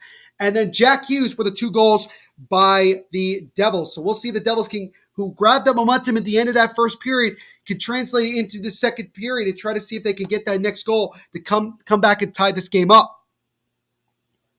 He's just saying he loves hockey, he loves beer. 2 very, very solid combinations. And then he also says, and love Neil. He is a beauty. Well, thank you, Isha. I appreciate it. You a beaut yourself, man. Thank you so much. It's Dougie Hamilton with a shot that bounces up and into the glove and is saved by Hellebuck. Daniel saying, I kind of wish that the NHL would let teams bring back and wear the reverse retro jersey this season, since last season a lot of fans didn't really get to see them in person. Well, teams are still allowed to wear them as far as I'm concerned. But yeah, a lot of them were really, really good. And I really wish that these teams would promote them a little bit more than they did. I understand you're also trying to make money with new jerseys every year, but still, I think that, I feel like teams should have more say in what jerseys they can wear all time. Is Dougie Hamilton with a shot. That one is stopped. And a sharp angle try by Jack Hughes is stopped. Actually, excuse me, it was Jesper Bratt. But that one is stopped as the Devils, through the first 33 seconds here, have had 2 really good opportunities, 2 solid shots on goal. That's how I bet $55 to win 100 on over 5.5. That's awesome, man. Making some of that money. Hopefully you use our DraftKings promo code THPN as opportunity. Nico Hischier with a set and he scores! Nico Hischier from the slot. A beautiful pass from Jesper Bratt and the Devils, who were down 3-0 8 minutes into this game, have come back to tie it. It's now 3-3, and it's the captain who, with a beautiful snipe top shelf over the glove of Hellebuck. More like hella suck in this game. I mean, that is... Any Jets fan who's in here, I don't mean to crap on Hellebuck, because I think Hellebuck is a great goaltender. He doesn't get enough defensive support, in my opinion. Could someone explain to me what's going on with Hellebuck this year, like why he's been struggling? I know I tried to convince my brother to draft him in fantasy, and I think he made the smart move to not... You never drafted him, right? I did. Oh, you did draft him. Do you still have him? Oh, well, look, hopefully you didn't start him. But wow, how about that? What an absolute comeback here as the Devils, who had a crazy comeback a couple weeks ago, and I did a live watch-along for that game, when they were down by 2 goals to Tampa, came back and won 5-3. This one's a little bit more impressive as they come back from down 3-0, and granted, we're less than a minute into the second period, and we've already gotten our 6th goal. Outside Jay Cash, another one, boys. You love to see it. Ching outside with the J, absolutely, as now the Devils come back and dump it in here. Nico Hischier getting just his 3rd goal of the year, 37 seconds into the period. Jesper Bratt continuing to be a hot commodity for the Devils with his lucky 13th assist of the year, as that shot is deflected and they score! And it's Tomas Tatar! And the Devils, less than 90 seconds into this period, have given themselves the lead. It's 4-3. What the hell is going on? Why is it that every time I do one of these games, it's just so wild? What the hell is going on? What a game. Holy, absolutely what a game. As that wrist shot was deflected, did it hit Tatar in the head? As Graves took the shot, where did this hit Tatar? I think it just hit his skin. I think he hit it with his stick as he was getting knocked down. That's unbelievable. That's unbelievable. Joseph Lanham, the captain. Hell yeah, man. Devils tied the game. He's sure, yep. Solid game. So much hockey left. Yeah, that's an understatement, Isha. Devils now lead it 4-3. What the hell is going on? That's now opportunity for Winnipeg, and that shot is blocked. I'm stunned. I don't even know how to feel right now. The comeback Kings, Devils, yeah, dude.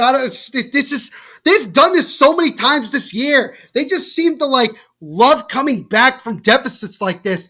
2 goals in 39 seconds, and it's 4-3 Devils. This is unbelievable. This is insanity. Soda Pie, absolutely. Jack Hughes try to dig through it. He gets his helmet knocked off, and he'll have to go to the bench, show off that sick flow that he has. Rick Smith saying, "Are you kidding me?" Yeah, I don't know. I don't know. Subban. Over to McLeod. Subban with a one-time shot. That one is blocked before it got to the net. Devils keeping it in. It's VZ now with it. VZ. Have it. Hold it. Pass it over to Subban. Subban far side and backhands it around the boards.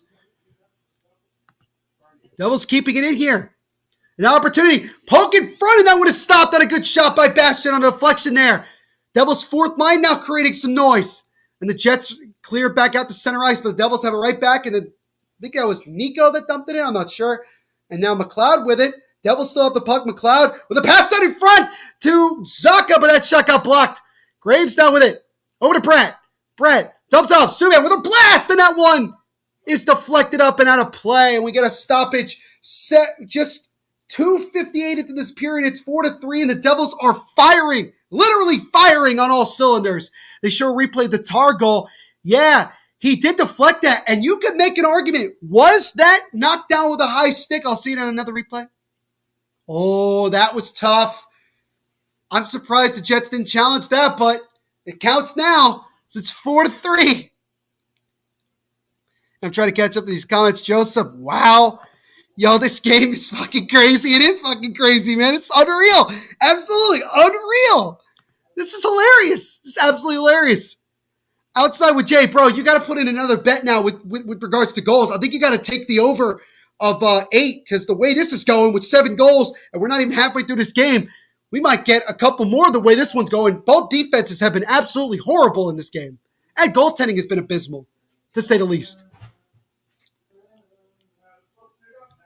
Oh, my friend Kevin. Hi, Neil. Hi, chat. What's up, Kevin? Thanks for joining us, man. Hope you're doing well. Good to see you as always. Devils scoring 2 goals in 39 seconds. As that shot goes wide, Ryan Graves' goal is... Actually, they gave the goal to Graves. It didn't hit Tatar at all. And Boquist, who just came back in the lineup for this one, gets an assist. So it's not Tatar. It's Ryan Graves with goals in back-to-back games. So hop aboard the gravy train as Graves is starting to get himself rolling a little bit offensively.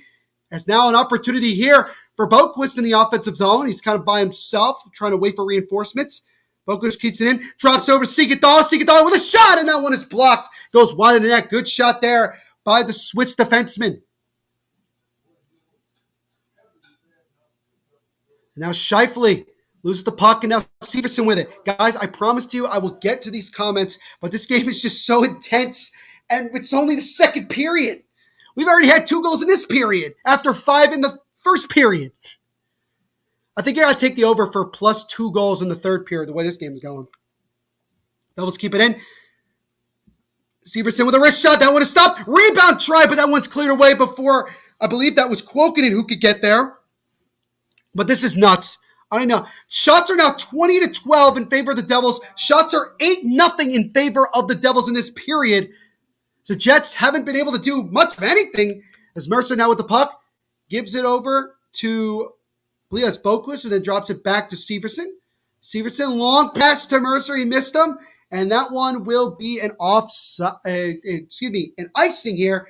5 minutes, exactly 5 minutes into this period. 4-3 Devils after it being 3-2.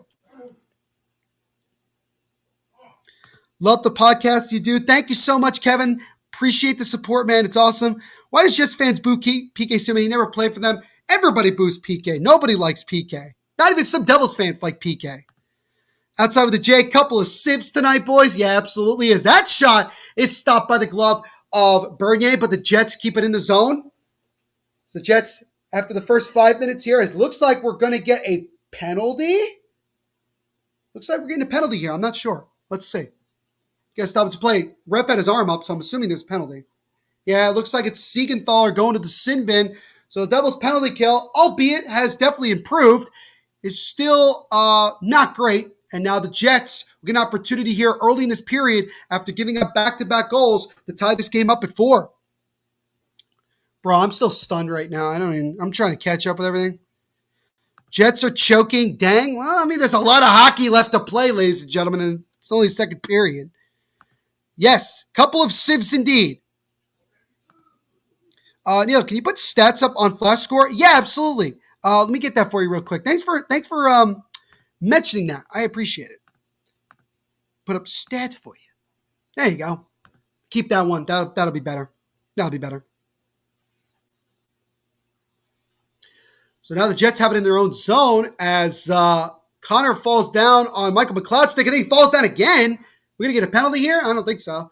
Jets, power play is 22nd in the league, and the Devils' penalty kill is surprisingly 21st in the league. So it's not totally hot garbage, but it needs definitely needs work still. Hopefully you can win it here as that pass. The Jets trying to keep it in, and they do.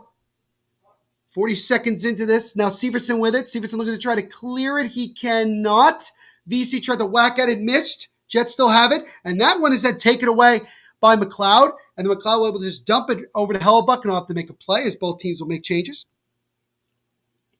Front Row Production saying, what's going on up there in the middle of nowhere in Winnipeg? A lot of goal scoring. Probably the highest scoring game of the night. If you like goals, you like action. This is the game to watch. And I appreciate everybody watching along with me because holy crap, is this game been crazy.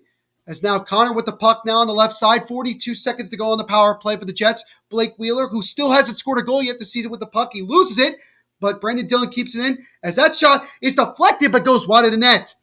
Devils looking to just try to get it out here and get it clear here. 30 seconds ago, Nico intercepts it for the Devils and then clears it down. And now both teams will make a change as the Jets will probably have one more opportunity here as now it's intercepted by McLeod in the O-zone.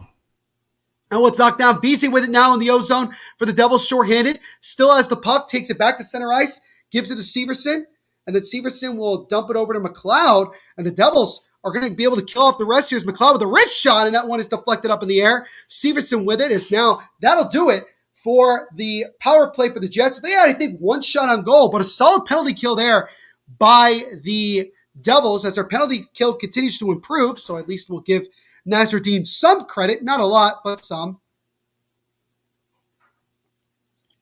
12 and a half minutes to go here in the second period. 2 goals in the span of 39 seconds, not even 90 seconds into this period on goals by Nico Hischier and Ryan Graves have given the Devils a 4-3 lead after they were trailing 3-0 8 minutes into this game. This is an unbelievable game as shots are 8-1 in favor of the Devils so far. And actually, the Jets didn't even have a single shot on goal in that power play. So an overall good penalty kill by the Devils. Now here come the Jets. Zacha intercepts that pass in front, then he's knocked down. Don't know why there's no penalty there, as that one is shot, and that one's stopped by Bernier, and a rebound try, scramble in front, they're still whacking at it, where is the puck? And finally Bernier, I think, has it, and yes, he does, and we finally get a whistle, and now both teams exchange pleasantries right in front of Bernier. Whew! Things are picking up every other second in this one. 11:53 to go here in the second period. 4-3 Devils here in this one. And we're going to get a quick commercial break so I can catch my breath and you guys can get a word from our sponsors.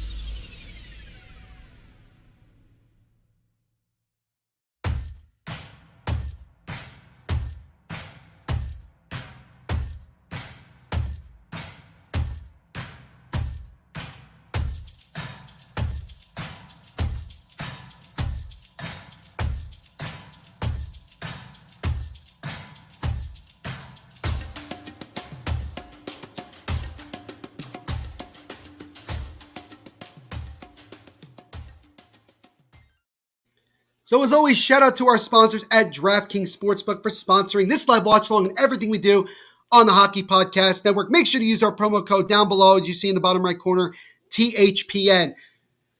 Guys, I really am just stunned with how things have transpired in this game. I mean, it's 3-0 Winnipeg after 8 minutes of play. The Devils fight back, make it 3-2 after one, and then score 2 goals within the first 90 seconds, not even, like the first 75 seconds of this period.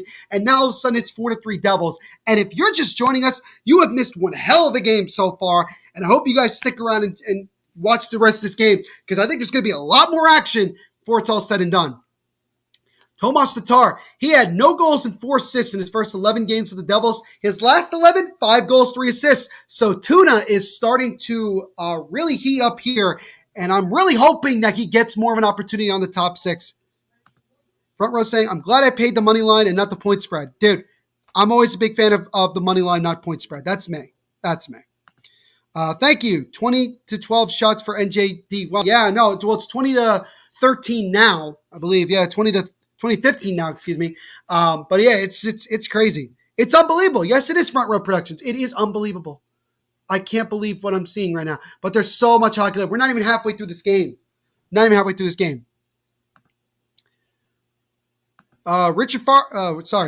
Farley saying, even though the Devils are in my position, I'm rooting for you, brother. Like the passion. Thank you, Rich. I appreciate it, man. Always trying to bring the passion for the Devils and for the network as well. Try to bring that energy. Barry Bonds with a Z saying 4 unanswered goals. Yes, 4 unanswered goals. And let's keep it up here. Let's have a couple more unanswered goals. And let's win this game. Let's win this game. Be a huge win for the Devils considering the circumstances.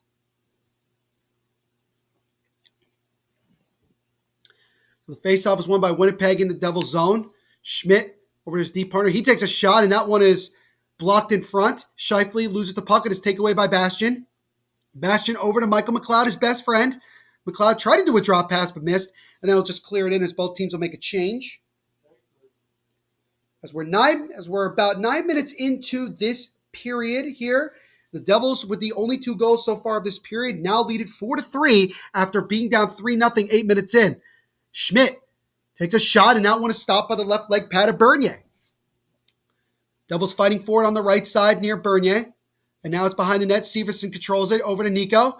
Nico gives over to Zaka. Zaka coming down the right wing with speed. Drops it off for Brett. Brett now to Zaka. Zaka with a shot. And he rang it off the post. Zaka beat Hellebuck, but he didn't beat the post. Otherwise, that would have been the 5th unanswered goal. Devils still have the puck. Whack in front of the backhand try. And that would have stopped by Hellebuck. Nico looking for a second goal. Devils still holding the puck behind the net. Nico's knocked down, trying to continue to hold on to it. Still fighting. He's down on one leg. And then the Jets are able to get it out of the way, but then they can't clear it. Severson with a wrist shot, and that one is stopped by the right pad of Hellebuck and out of play. And now the Devils with 2 really good opportunities by the best friends line of Pavel Zaka, Jesper Bratt, and Nico Hischier. Yes, Zaka did beat Hellebuck, but another game where the Devils just hit the post. And that luck needs to stop.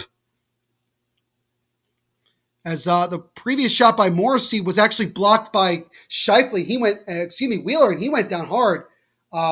Blake Wheeler continuing to struggle here, the captain of the Jets. Still looking for that first goal of the season. Hopefully it's not tonight. The block shots are 6-4 in favor of Winnipeg. As a backhand try by the Jets is stopped by Bernier. Jets still have it in the zone. Looking for an opportunity here. Paul Stastny with the puck. As we've just approached the halfway point of this game, 4-3 Devils, after the Devils were down 3-0 8 minutes into this game. Again, keep the comments rolling, guys. Really do appreciate it. Love the support you guys give me tonight. Phenomenal. As a shot there by DeMello is blocked away.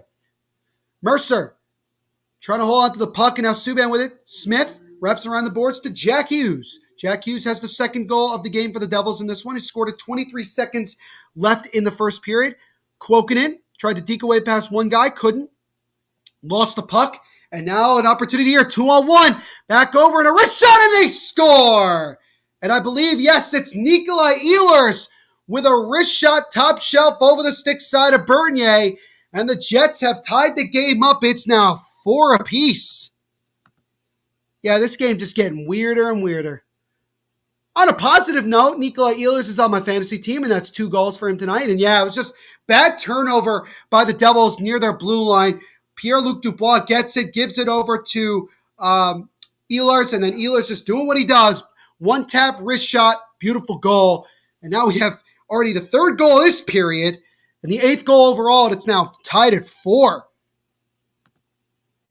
No problem. Let's see who wins. It's anybody's guess at this point. This is like the game last night, Panthers versus Sabres. Yeah, it certainly is like that. Nikolai Ehlers' 2nd goal of the night, his 8th of the season. And I was saying, damn it. Yeah, absolutely. It's how I feel. Harry Bott saying, let's get it. And Christina Frank saying, Devils, I hate you. Don't get your hopes up. I hate you.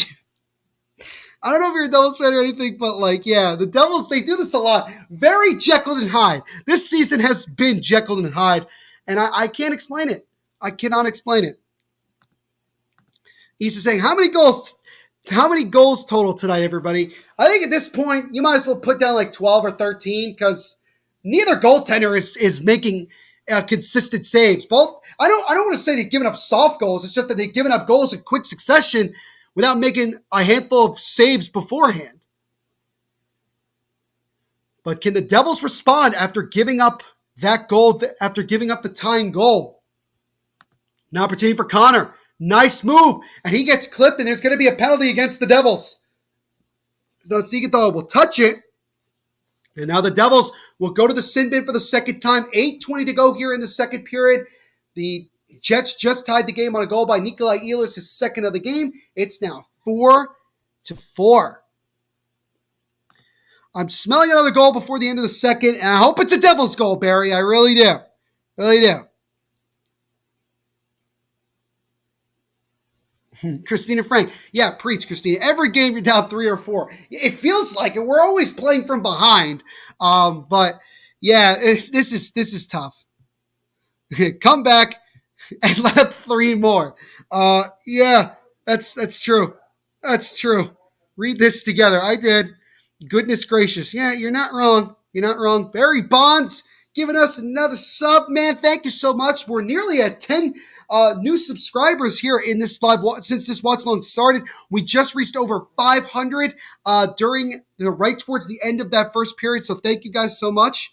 I do appreciate it. But yeah, Christina, you nailed it right on the head.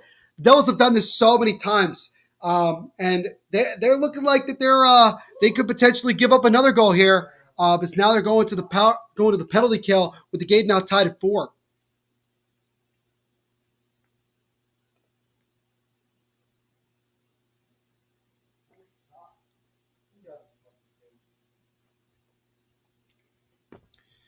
Rick Smith's giving me an update. He said Rangers won 1-0. So Georgiev got the shutout, I guess you could say, Rick. But he held his own there in the last 16, 17 minutes.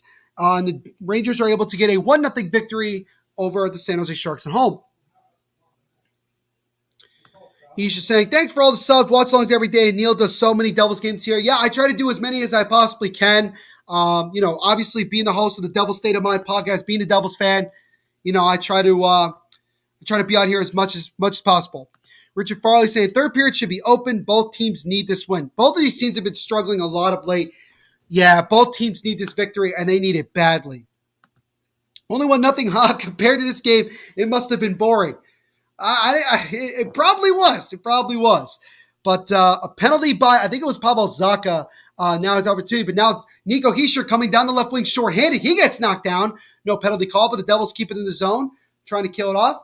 Jets are 0 for 1 on the power play. They had 1 shot on the previous one. So Devils penalty kill continuing to slowly but surely improve, but all things could come to an end very quickly. Is Scheifele, who had the game's first goal. Little did he know how many goals we scored in this one. Now an offside here and a long pass. Almost got there. Now Vesey has it.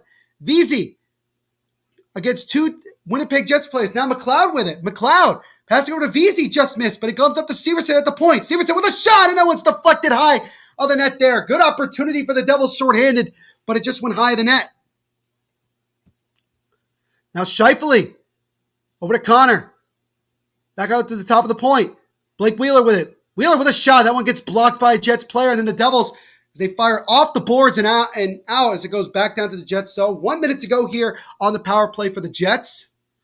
Devils trying to kill this off here and hold on to this game being tied after the Jets most recently scored the last goal on the second of the night by Nikolai Ehlers. Siegenthaler with it now as we get a stop here. It looks like we have an offsides with 49 seconds to go on the power play. 7:09 to go here in this second period. 5 goals in the first period, 3-2 Jets after one, and then we've had 3 more here in the second, and as a result, we are at 4-4. Christina saying, Rick, thanks for the news. I'm so happy, keeping my hopes up, and then she said that was sarcastic. Then now, obviously, confirming Rangers did win 1-0. Nice little banter here by Rick and Christina in the chats. You'll love to see it. Now a wrist shot there by the Jets. That one is stopped by Bernier. And then the Jets trying to hold on to it in the zone. 30 seconds to go here on the power play. Mercer with a backhand trying to clear it out. Can he? He cannot. Jets keep it in. Now Morrissey over to DeMello. I believe it's DeMello. Not sure who that is, but now Nate Schmidt with a shot, and that one is blocked in front. Devils just trying to get the puck out here and kill off these last 16 seconds. Now opportunity. Cup with a shot, and that one is stopped by Bernier. Goes up in the air. Jets still holding on to it. Back out to the top of the point. 6 seconds to go. Morrissey with a shot. That one is stopped by Bernier. Another try is stopped. And another great save by Bernier. 3 good saves. Power play is over. Now a shot by the Jets is stopped. Jets trying to clear. Long pass there for, I believe that was Johnson, and that one missed, and that will end up being an icing. And the faceoff will be back in the Devils zone with 6:13 to go in the second period. Jonathan Bernier, who just like Hellebuck has had a really rough game, just came up with 3 big-time saves there at the end of that power play. So the Devils' penalty kill continuing to get better as they're 2 for 2 so far here tonight.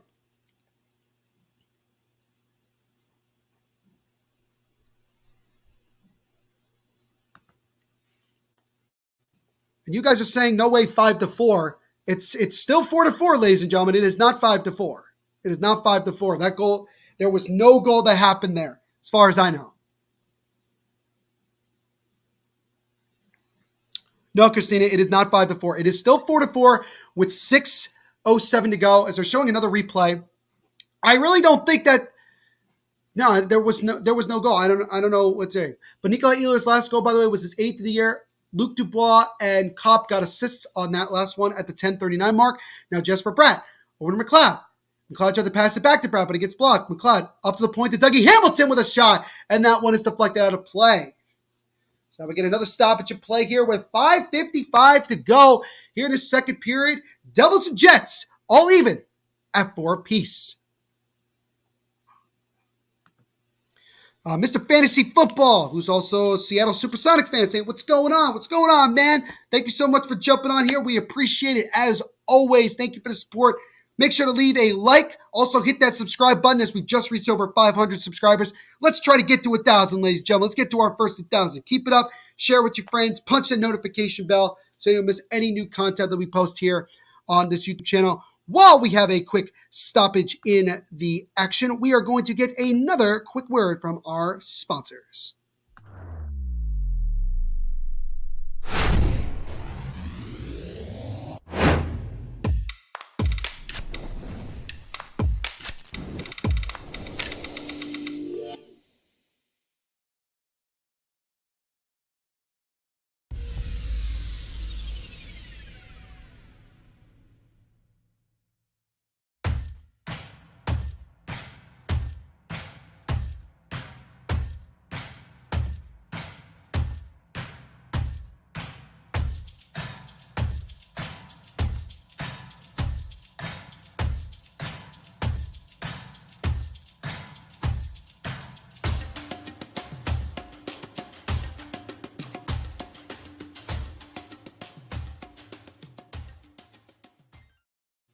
And as always, shout out to our sponsors at DraftKings Sportsbook for sponsoring everything we do here at the Hockey Podcast Network. Make sure to use our promo code, which you can see down below in the right-hand corner, THPN, when you sign up. So we're back here in Winnipeg, just a little over 6 minutes to go in this second period. We've had a handful of goals, ladies and gentlemen, in this one. 8 goals so far in this one. Game is tied at 4 apiece. Both teams have had a lead in this one. Both teams have relinquished said lead. The Devils, the most recent team to do that.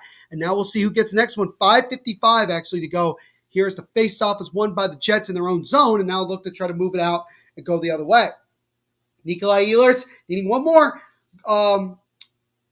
goal to get a hat trick. It's a wrist shot there. It's stopped and covered by Bernier. As the shots are now 26-22 in favor of the Jets. So since the Devils took that 4-3 lead, the Jets have started to pick things up. They've had 2 power plays, haven't scored, but have had a couple good opportunities. Devils got to settle down here a little bit and get back to what they were doing earlier in this period, just getting pucks to the net and cashing in on some opportunities. Rich Smith saying, my bad, 4-4. No, it's all good, man. We all make mistakes. Don't worry about it. Thank you.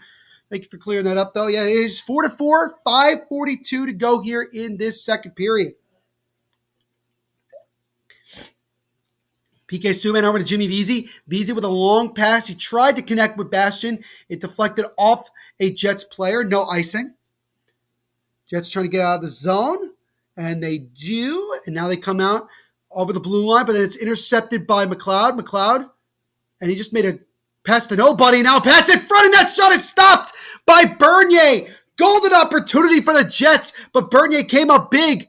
Don't know what the hell McLeod was doing on that pass, passing it to nobody, but now McLeod with it. Draw pass over to Bastian. Bastian with the backhand try. Oh, trying to rebound by VC is stopped by Hellebuck.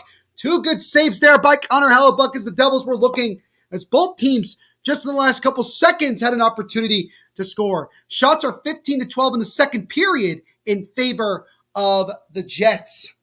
But this game has been pretty much even with regards to scoring and also goaltending. If anybody has Connor Hellebuck in fantasy, I apologize. As that shot from the point is stopped, and then it's deflected in! Just took an absolutely weird bounce. Bernier didn't see it, and then it went in. And is it Blake Wheeler that scored? I have no idea. But that puck, at first it looked like it was blocked, and then it slowly just trickled past Bernier into the net. And the Jets have come back to now retake the lead. It's now 5-4. Oh my goodness, what a bad break there for the Devils. So that one just popped up in the air. I think I might have hit either Severson or Siegenthaler. I think it might have hit Connor in the skate, but it just completely, Bernier had no shot of seeing that. But the Jets, who went down 4-3 in this period, are now back up. They now lead it 5-4.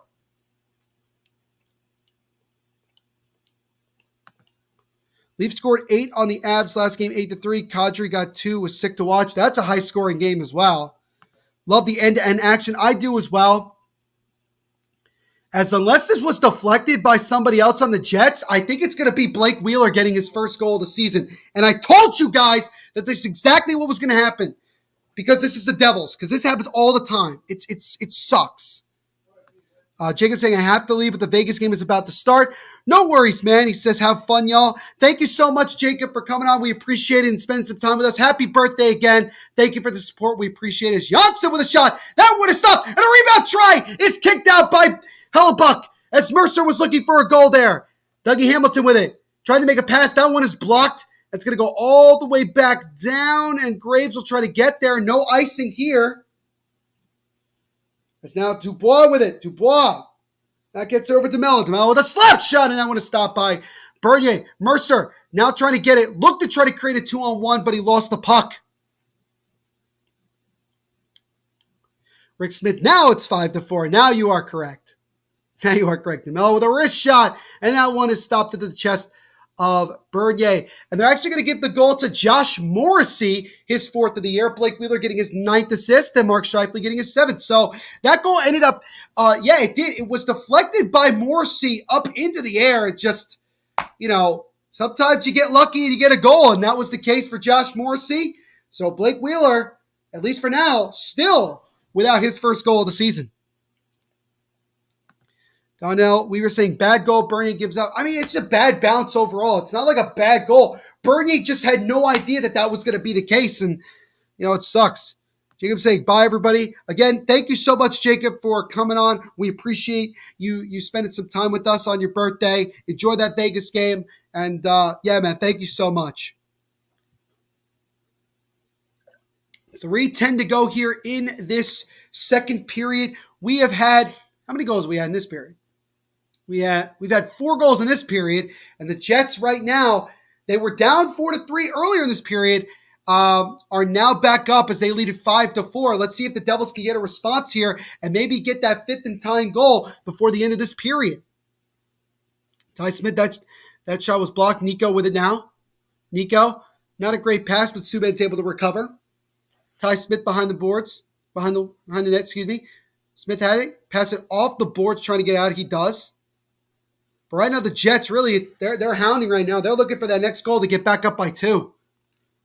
Shots are 30-26 in favor of Winnipeg at this moment. Connor with a backdrop. That pass is taken away and cleared by Vesey. Second period shots are 18-14 in favor of Winnipeg. Ty Smith all alone, and he'll just dump it into the Jet zone. Hellebuck will look to play the puck. He passes it over to a Jets player. Devils have their 4th line out right now. 2 minutes to go here in the second period. Just like in the first period, let's see if the Devils can get a late goal and grab the momentum before the intermission. Bastian couldn't get it out as somebody is knocked down for the Jets. Is there a penalty? Doesn't look to be. Now a toe drag there. Caught with a shot. That one is blocked by Severson. And yes, there actually is going to be a penalty called. It's going to be another penalty against the Devils. This time it's going to be Michael McLeod for tripping. So with 1:40 to go here, things have gone from bad to worse in this period. As now the Devils will have to kill off their 3rd penalty of the game, and I think 3rd penalty of this period. As McLeod whacked him at the legs and he fell down. It's going to be a penalty every single game. So now the Jets will have an opportunity to score another late goal in this period and try to get themselves back to a 2-goal lead. Everybody saying, let's go. That was beautiful. I don't know if that goal was necessarily beautiful. It was a pretty lucky goal. And I'll say, since Devils won on Sunday, it feels like they haven't won a game like forever and are in some losing streak. They've been in a rut. Jets power play is 0 for 2 so far tonight with 4 shots on goal. Their last one looked a lot better, but they couldn't score on that one. So now Jets trying to get it as Severson with it over to Quokinen. Quokinen trying to get it out. He cannot. Jets have it now. Schmidt lost the puck for a second but regains it. Over to Morrissey. Morrissey with the go-ahead goal. Now to Stastny. Around the boards. Now over to Schmidt. And now Morrissey with a slap shot. That one gets blocked. Devils looking to just try to get it out here. Nico gets it. He backhands it out. And it'll go all the way back down to the Jet zone. 1 minute to go here in the second period. Devils right now trailing 5-4 after having a 4-3 lead earlier in this period. Jets have it in the zone. Looking to try to set something up here. Back on top of the point, Schmidt. Over to Morrissey with a shot, and that one is stopped by the chest or shoulder. Nonetheless, it was a good save there by Bernier. Mercer trying to get something away, but he cannot. 30 seconds to go here in the period. 50 seconds to go on the Jets power play. So now Connor comes down the left side, trying to hold on to it. Routes it around to Wheeler. Wheeler tried to feed it to Dubois. Couldn't, and then the Devils are able to get it and clear it with 15 seconds to go here. So now we'll see if the Jets have one more opportunity before the end of this period. 10 seconds to go. Here comes Mark Scheifele down the right side. Scheifele with a toe drag with a wrist shot, and he scores! Mark Scheifele with a beautiful end-to-end play. He goes right through the arm of Jonathan Bernier, and even though the Devils' penalty kill has gotten better, they still have been struggling, and they give up a power play goal there, and it's Mark Scheifele who gets his second goal of the night, and the Jets are back up by 2. It's now 6-4, and that could be a back-breaking goal because that was only with just a few seconds left, and the Devils started this period down by 1, and they will finish this period down by 2 after having the lead.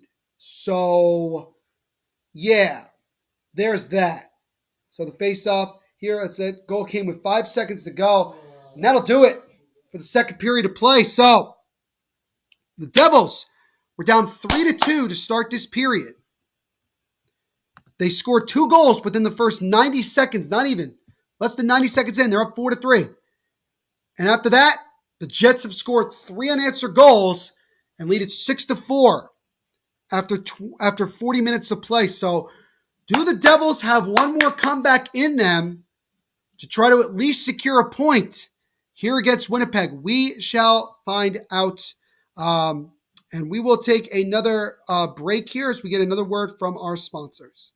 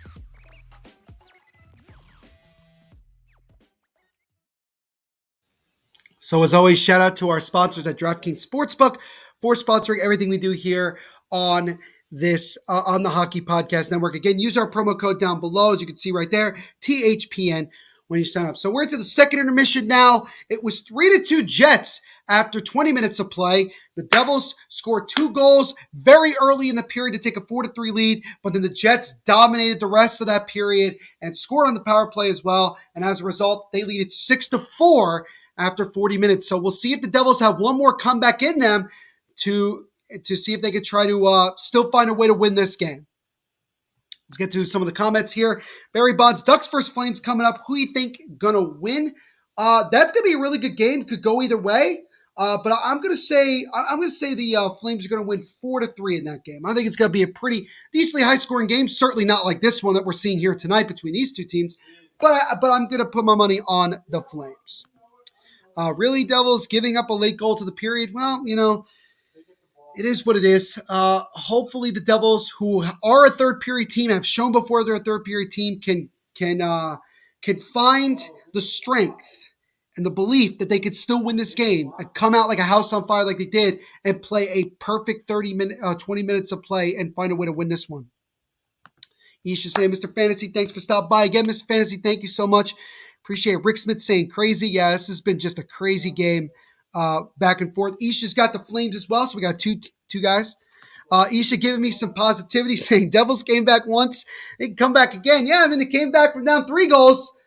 So this should be easy, right? This should be easy. They're only down by 2. So we'll see what happens. Jacob back in the chat for a second saying 1-0 Vegas, so I'm sure he's happy about that. Joseph Lanham saying, Devils are a good third period team. Yeah, they are, man. They have proven time and time again that the third period is the one that they really start to get themselves going. So we'll see if they can have another really good third period and get back in this one. With Fantasy Football saying, how's everyone doing? I was doing pretty well for a good amount of that second period, but now I'm obviously a little bit frustrated. But I'm still hopeful. Still trying to be optimistic, still trying to be relatively positive. Hoping the Devils can make another comeback here, which would be phenomenal. Danelle again saying, since Devils won on Sunday, it feels like they haven't won a game like forever and are in some losing streak. Yeah, like I told you guys a couple weeks ago when the Devils played the Islanders and the Devils won at home, the Devils are 2-7. Could potentially go to 2-8 if they lose this one. I don't really know what it is, except I think that this team at times is I just think that sometimes they don't believe in themselves that they can win some of these games, and that when sometimes adversity strikes, they don't rise up. But in most of the cases, they have, and I wouldn't be surprised if they did it here. I think the system Ruff has is just not working that they have. In order for you to be a good coach, you have to have a system that is good based on the players that you have. And I feel like at times we just don't have the right coaching staff that can get these young guys to play the way they're playing. Look at our farm team, the Utica Comets. They're 16 or 17-1. They're 17-1. They obviously are doing something right. Kevin Dineen is obviously doing something right when it comes to the system and having these guys play the way that they need to play. I don't know why we can't get that here in the NHL. It doesn't feel that impossible. And again, I know the expectations, my expectations should be less because of where this team is, but it just sucks to watch these games and know that this team can win these games and still find a way to have their problems. But again, there's still 20 minutes to go. Anything can happen, especially in this game.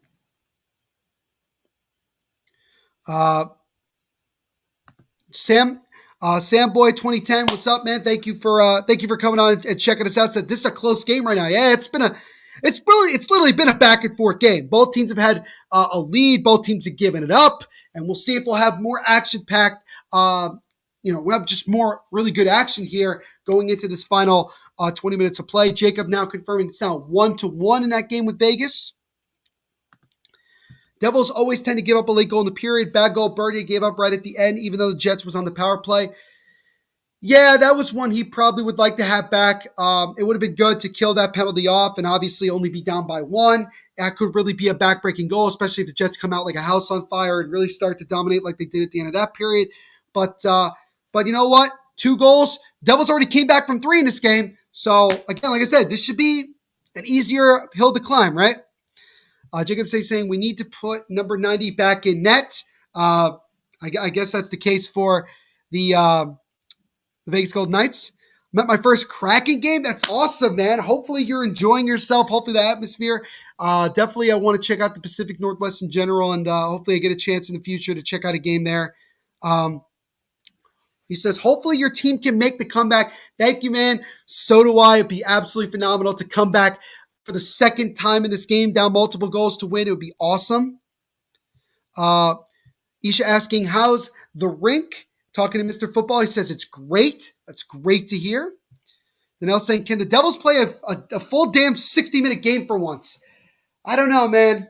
As long as the system is still in place, I don't think that's possible. I really don't think. Rick Smith, this is a good question. I'm glad you brought it up. Any thought on Arizona might be selling going to Houston? I think that anybody, especially NHL, saying that that's not true is full of it. I think that the Coyotes are definitely trying to sell. I think they've gotten to the point where they've accepted that it's really just not going to be possible to get people excited about this team, especially when they're clearly rebuilding and they're not good at all and they're historically bad. And look, the city doesn't want to keep you around, so you might as well just start looking for options. So I think that there's a lot of substance to that. I think that there's a very good possibility they will move. Houston, I don't know if that's the right place, but I don't know. Maybe having another hockey team in Texas might be a good thing. I'm not sure. He's just saying, Mr. Fantasy, I live on Vancouver Island. Can't wait to come down for a game against the Canucks. Obviously, that's a rivalry that could definitely be a thing. Isha's saying, Rick, I don't think it's going to happen. Isha, never say never, man. I just think that it's gotten to the point where Arizona just doesn't like having a hockey team. I know that there's fans there that are passionate. I understand. We got a podcast for it and everything. But I just think that the majority of people just don't care enough about it. That's just the way that I look at it. I just think that they're just not getting the support.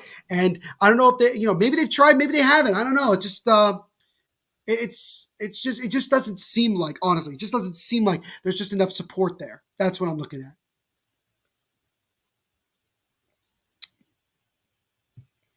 Did you hear the citizens are actually petitioning to name the new arenas cross streets Houston and Quebec? Yo, that is great. That is great.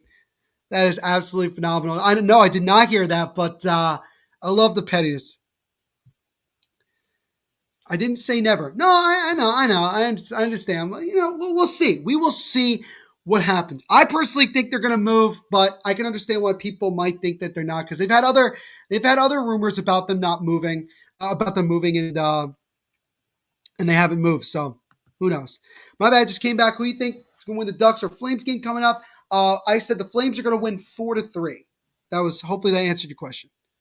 They are moving to a new arena if the state actually supports it, because I haven't seen anything about them financially supporting them. Austin Matthews will save the franchise, dude. Yeah, sure. Yeah, he'll leave the Maple Leafs in his prime to go play for the Coyotes. Sure. Would I be totally surprised about that? No, I think he will eventually play. If Coyotes still have a team, I think he will eventually play for them, but I just don't. I don't think so, especially in the prime of his career. I want the Coyotes to stay in Arizona to get that new arena. Tampa's so sick of them getting so much hate. Look, I'm kind of the same way. Like, it sucks, because there's always potential there. But, look, when people are not giving enough support, when the people, the politics are not giving enough support, it's just a tough break. It's just tough. Hey, now, what's up? Hope you're doing well. Saying, are the Leafs going to win the Cup this year? I'm not going to say that until they win a playoff series. That's my answer. I do, however, have the Leafs going to the Stanley Cup Finals against the Calgary Flames. So I don't know if they're going to win the Cup. I think that they are obviously capable of getting to the finals, but they got to win a playoff series first. We all know that. Or Quebec might happen. Is all knew that. Yeah, there is a new arena there in Quebec. There's always the possibility. I think there's going to get to a point where the NHL is going to have no choice but to finally give Quebec a new franchise. I'm hoping for it. I'm hoping it's the Nordiques. If it's any other name, I would be upset. But we shall see if that ends up being the case moving forward. Matthews in a Kachina jersey. Yeah, he would look really nice in a Kachina jersey. I wouldn't lie. I like this because we all know Isha hates the Leafs, wants them to lose every game. He says, "Hey, now, thanks for jumping on. Nah, Leafs will choke in the first round. Probably." Jacob saying, "Leafs making it past the second round is like winning the cup for them." That's very true. Considering how things have gone, that's pretty true.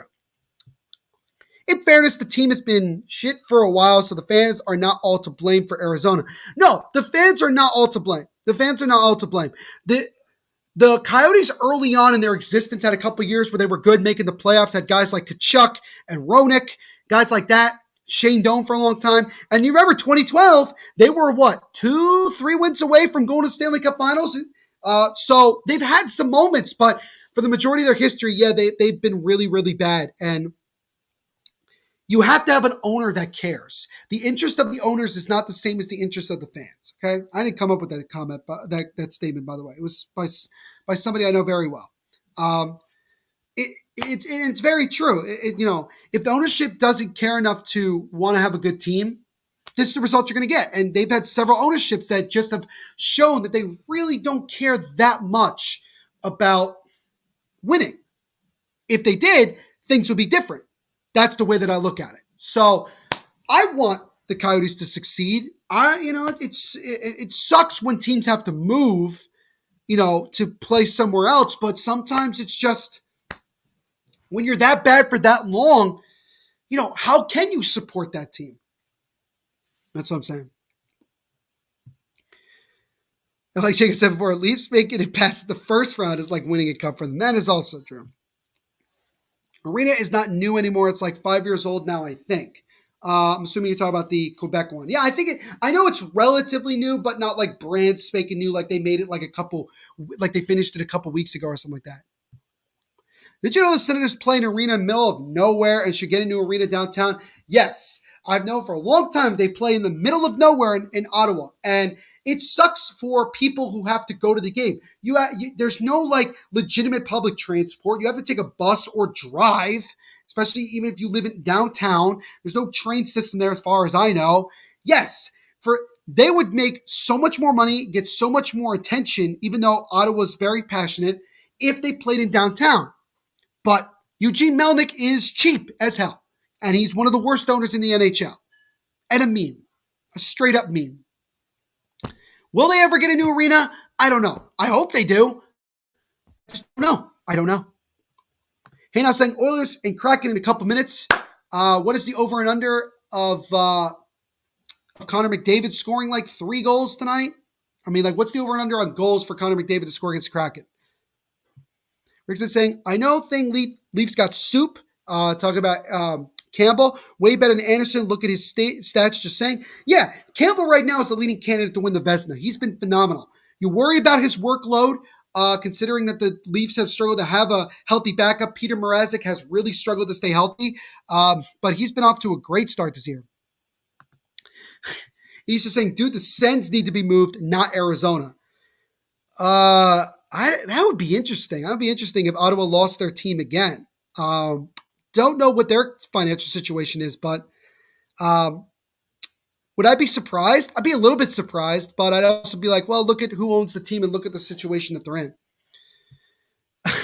He's just saying, embarrassing franchise being in my nation's capital. They need to move to Quebec. That would be weird. Like, it would be like, all right, they stay in Canada, but they move to Quebec. I don't know how people would feel about that. It would be interesting. I would like to see what that situation would be like. Jacob giving us an update 2-1 Vegas, so Vegas regained the lead there. He's just saying because for some reason Sens can't move downtown, so F them, move them out of Ontario. Yes, Isha, preach, man, preach. I don't know if our boy Shane would agree with you there about them moving, but I can understand why you would think and why some other people might think that they could move. Because again, if they can't even get into a downtown area, how much longer are people going to be okay with driving so far away? It's like, at least with the Nassau Coliseum, it was like right where a lot of the Islander fans lived, so it wasn't as hard. But when they were playing in the Barclays Center, it was such a pain in the ass to take the Long Island Railroad all the way into downtown Brooklyn. But you couldn't even do that. It takes subways just to get to the game. Now you go to Belmont, it's much easier. But same thing with Ottawa. Got to find a way to get a new arena somewhere where it's more convenient for a lot more of your fans. Ottawa needs the downtown or they lose that team too far. Yeah, I think that there's always a possibility with that. He's asking, hey, now, do you like the Kraken jerseys? Saying the Senators play in Canada, which didn't know is a suburb of Ottawa. It's actually the cap. Yeah, it's weird. It's weird that they don't even really play in like downtown Ottawa. They really need to do that. Well, not particularly. Okay, so there's one person that's not a big fan of the Seattle Kraken uniforms. He's going, dude, Sens are a joke. Sens are also Josh's team. My apologies, Josh. I am so sorry that you have to deal with that. So is Ryan. So is Shane. Hey, now asking, hey, now, what's your team? What's your team? And thank you so much for coming on and hanging out with us. We do appreciate it. We're just moments away here from the start of the third period. 6-4 Winnipeg here against the Devils. It's crazy, man. It's crazy. And we'll see if the Devils have another comeback in. And they came back from down 3-0 in this game. And now they're only down by 2 with 20 minutes to go. Hockey's a magical, unpredictable sport, ladies and gentlemen. And you never know what could happen. But before we get back to the action here, we're going to have another quick break from our sponsors at DraftKings Sportsbook.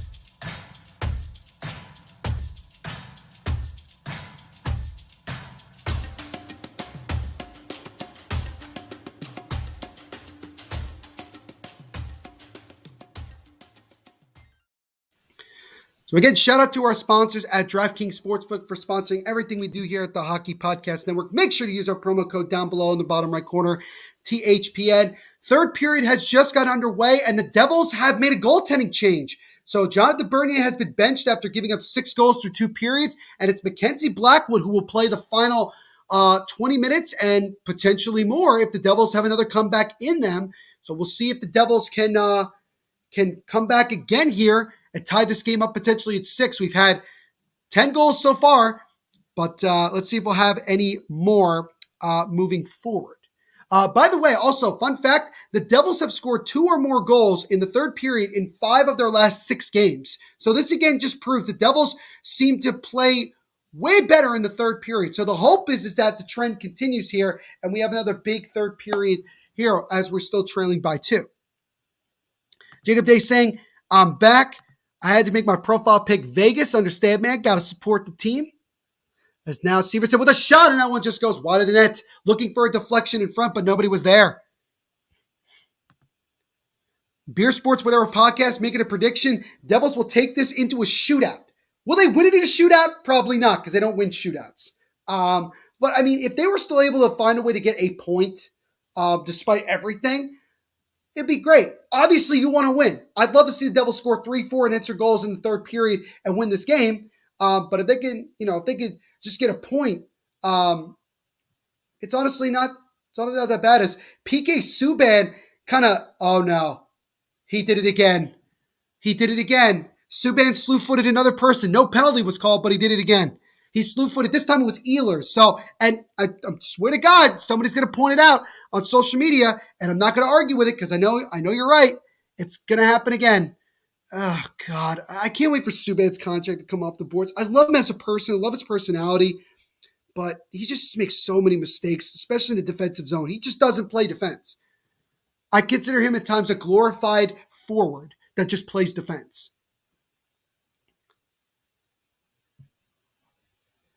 Rick Smith liking that prediction. He says, wow.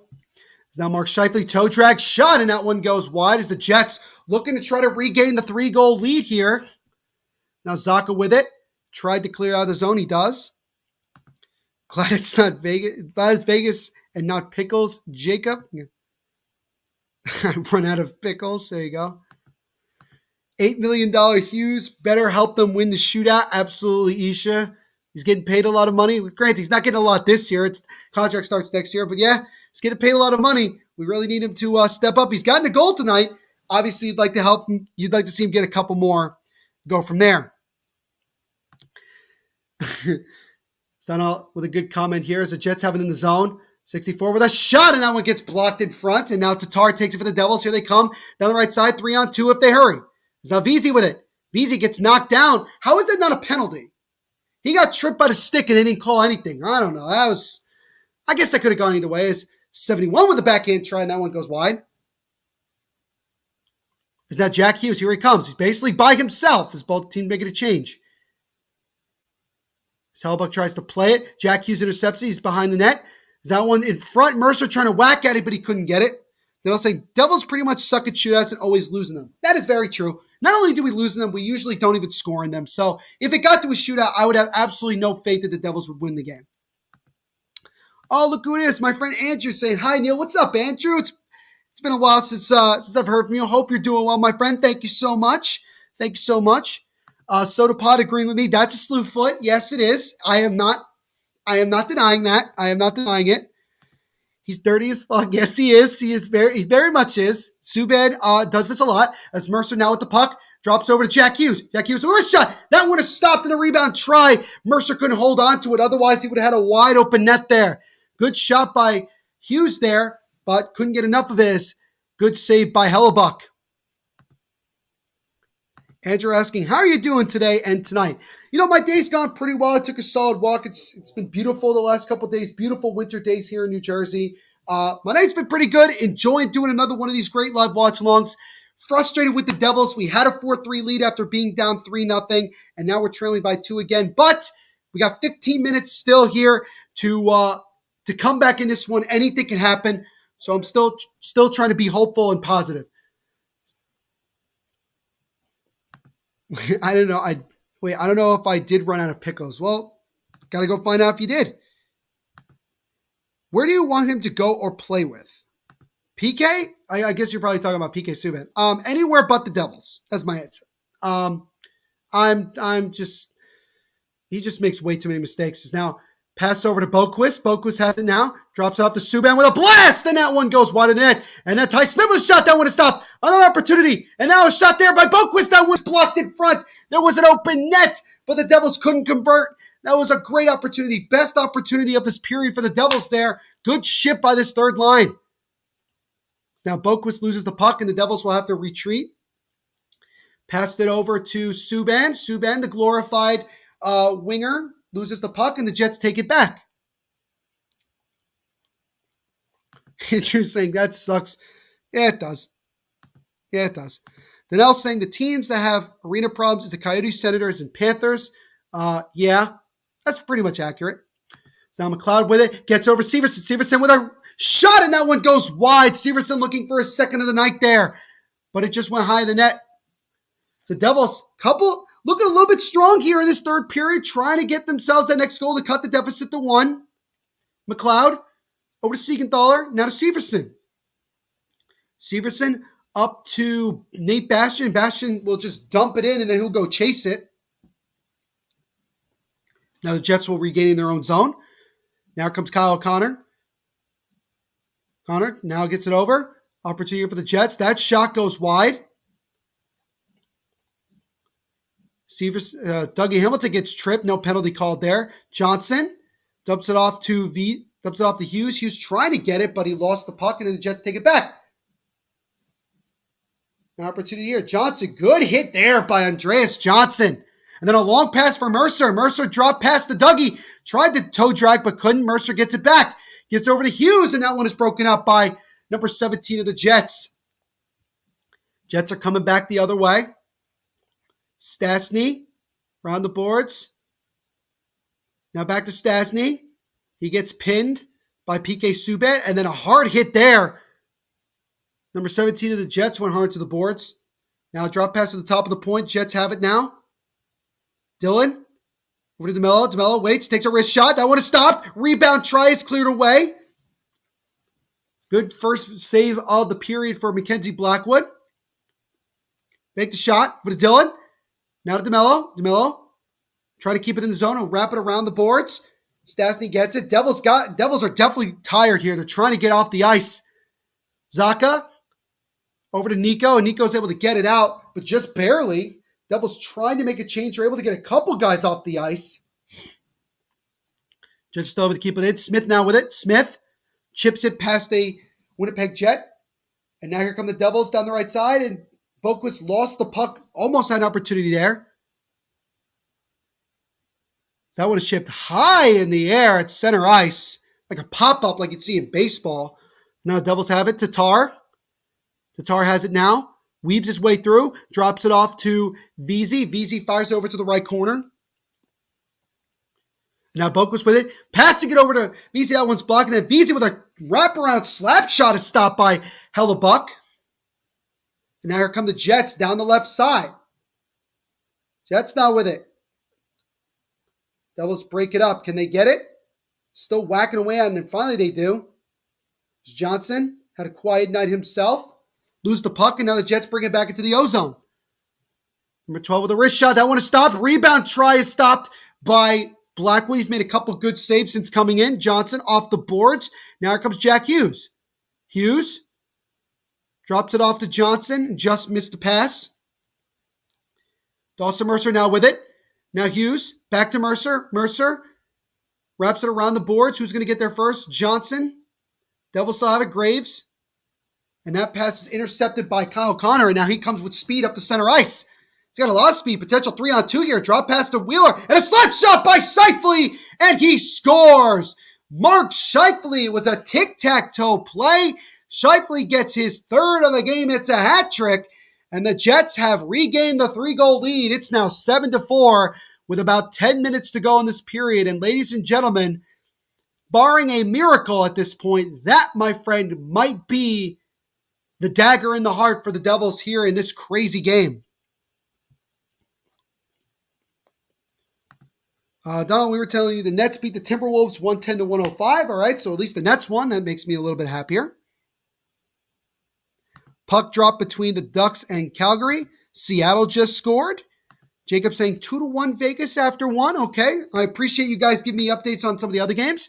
Mark Scheifele, who had 2 goals before this game, now has 5 and gets his 4th career hat trick.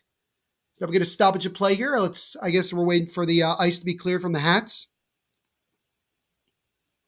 Andrew saying, I want to see Josh again. You'll see Josh relatively soon, I hope. I'm sure he's going to be doing another live watch along soon.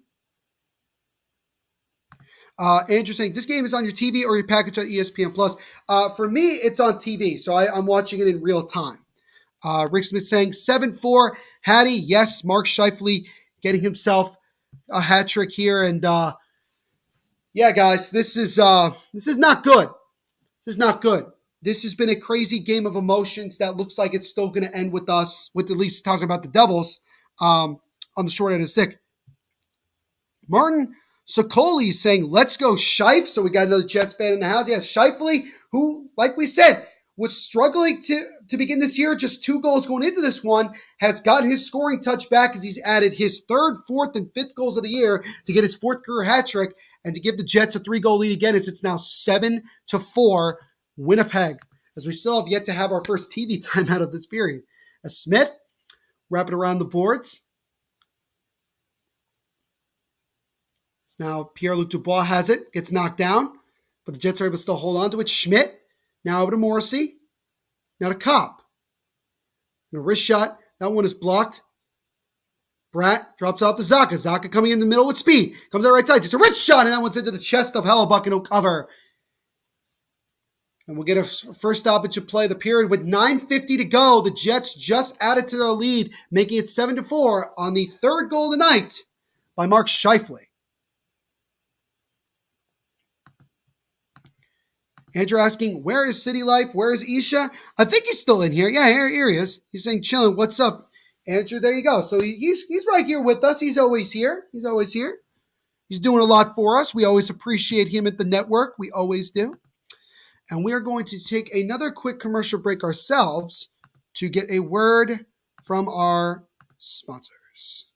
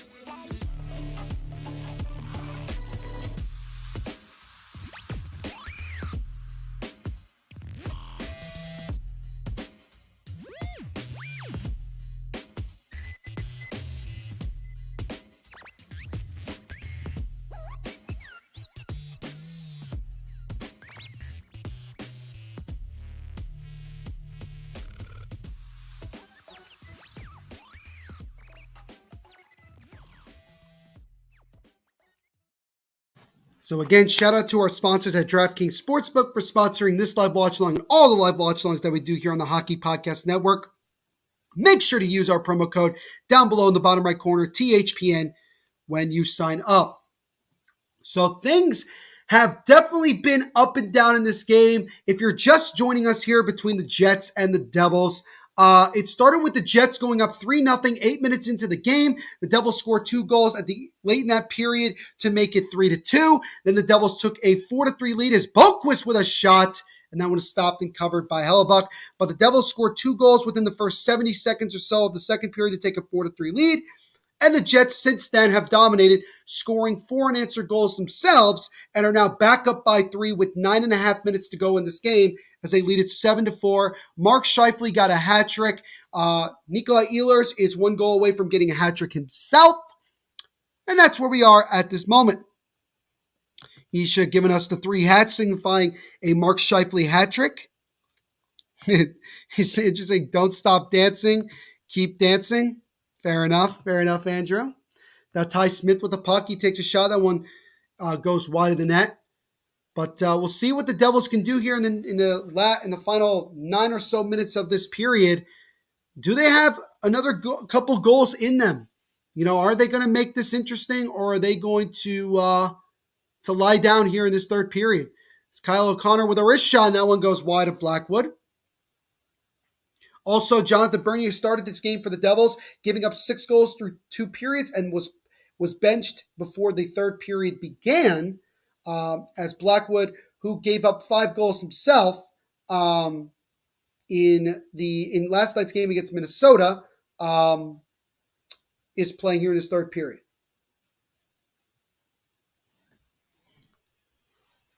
Now, hard hit there by Ehlers. Rick Smith giving me some out-of-town updates. Kraken scored. They're up 1-0. The Golden Knights are up 2-1. Thank you, Rick, for those updates. Interesting. The music is so good. Thank you for those compliments. Shout out to our the rest of our guys here at the network for creating those things. Those guys do a great job. And we're actually going to get a delayed penalty here against the Jets. So the Devils, the second that the Jets touch the puck, as McLeod comes into the zone, McLeod over to Severson. Severson with a toe drag, and he loses it. And the Jets touch up. So with 8:02 to go, as Blake Wheeler, the captain, is the one going to the box. 8:02 to go. The Devils, who have scored already on the power play, will get an opportunity here to potentially score again and see if they can cut the deficit back down to 2, as they still trail here 7-4. And we'll have a moment here as they're doing a commercial break. Thank you guys again, everybody, for jumping on and interacting with me throughout this entire live watch along. I really do appreciate it. It's been so much fun.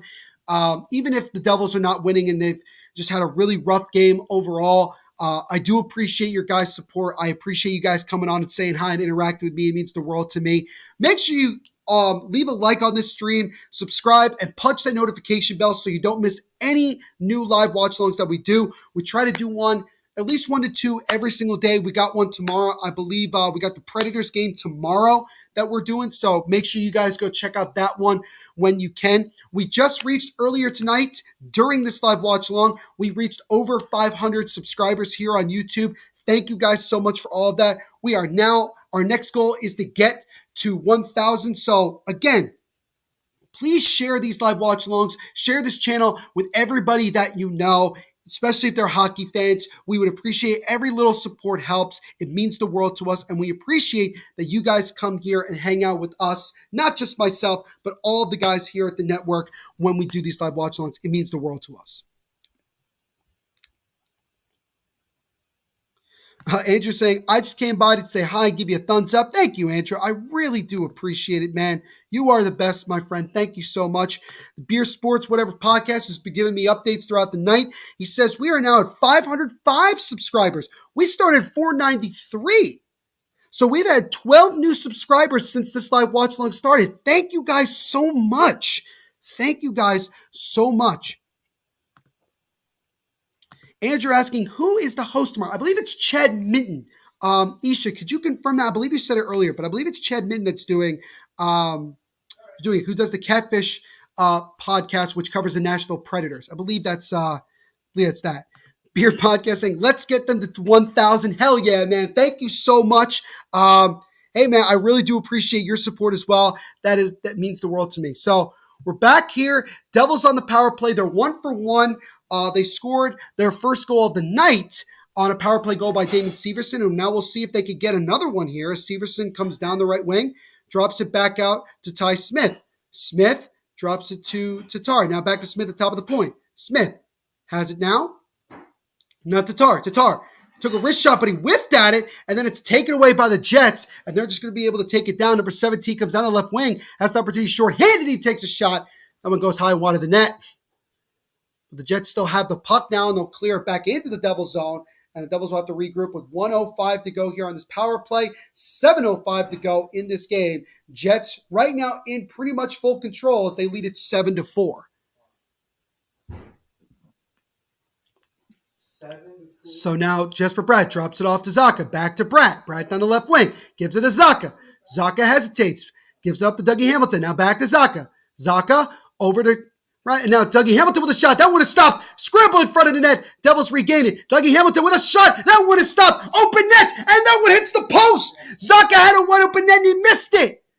He either missed it or hit the post. Either way, it doesn't go in. Bratt now with the puck. Over to Zacha. Zacha back to Bratt. Bratt, one-timer by Dougie Hamilton. That one is stopped. and the Devils are still in the zone here. Zacha has it now. 20 seconds to go on the power play.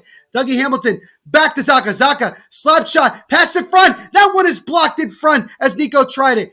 Dougie now with it. Hamilton, and he tried to make a pass, but it was blocked by Jack Hughes.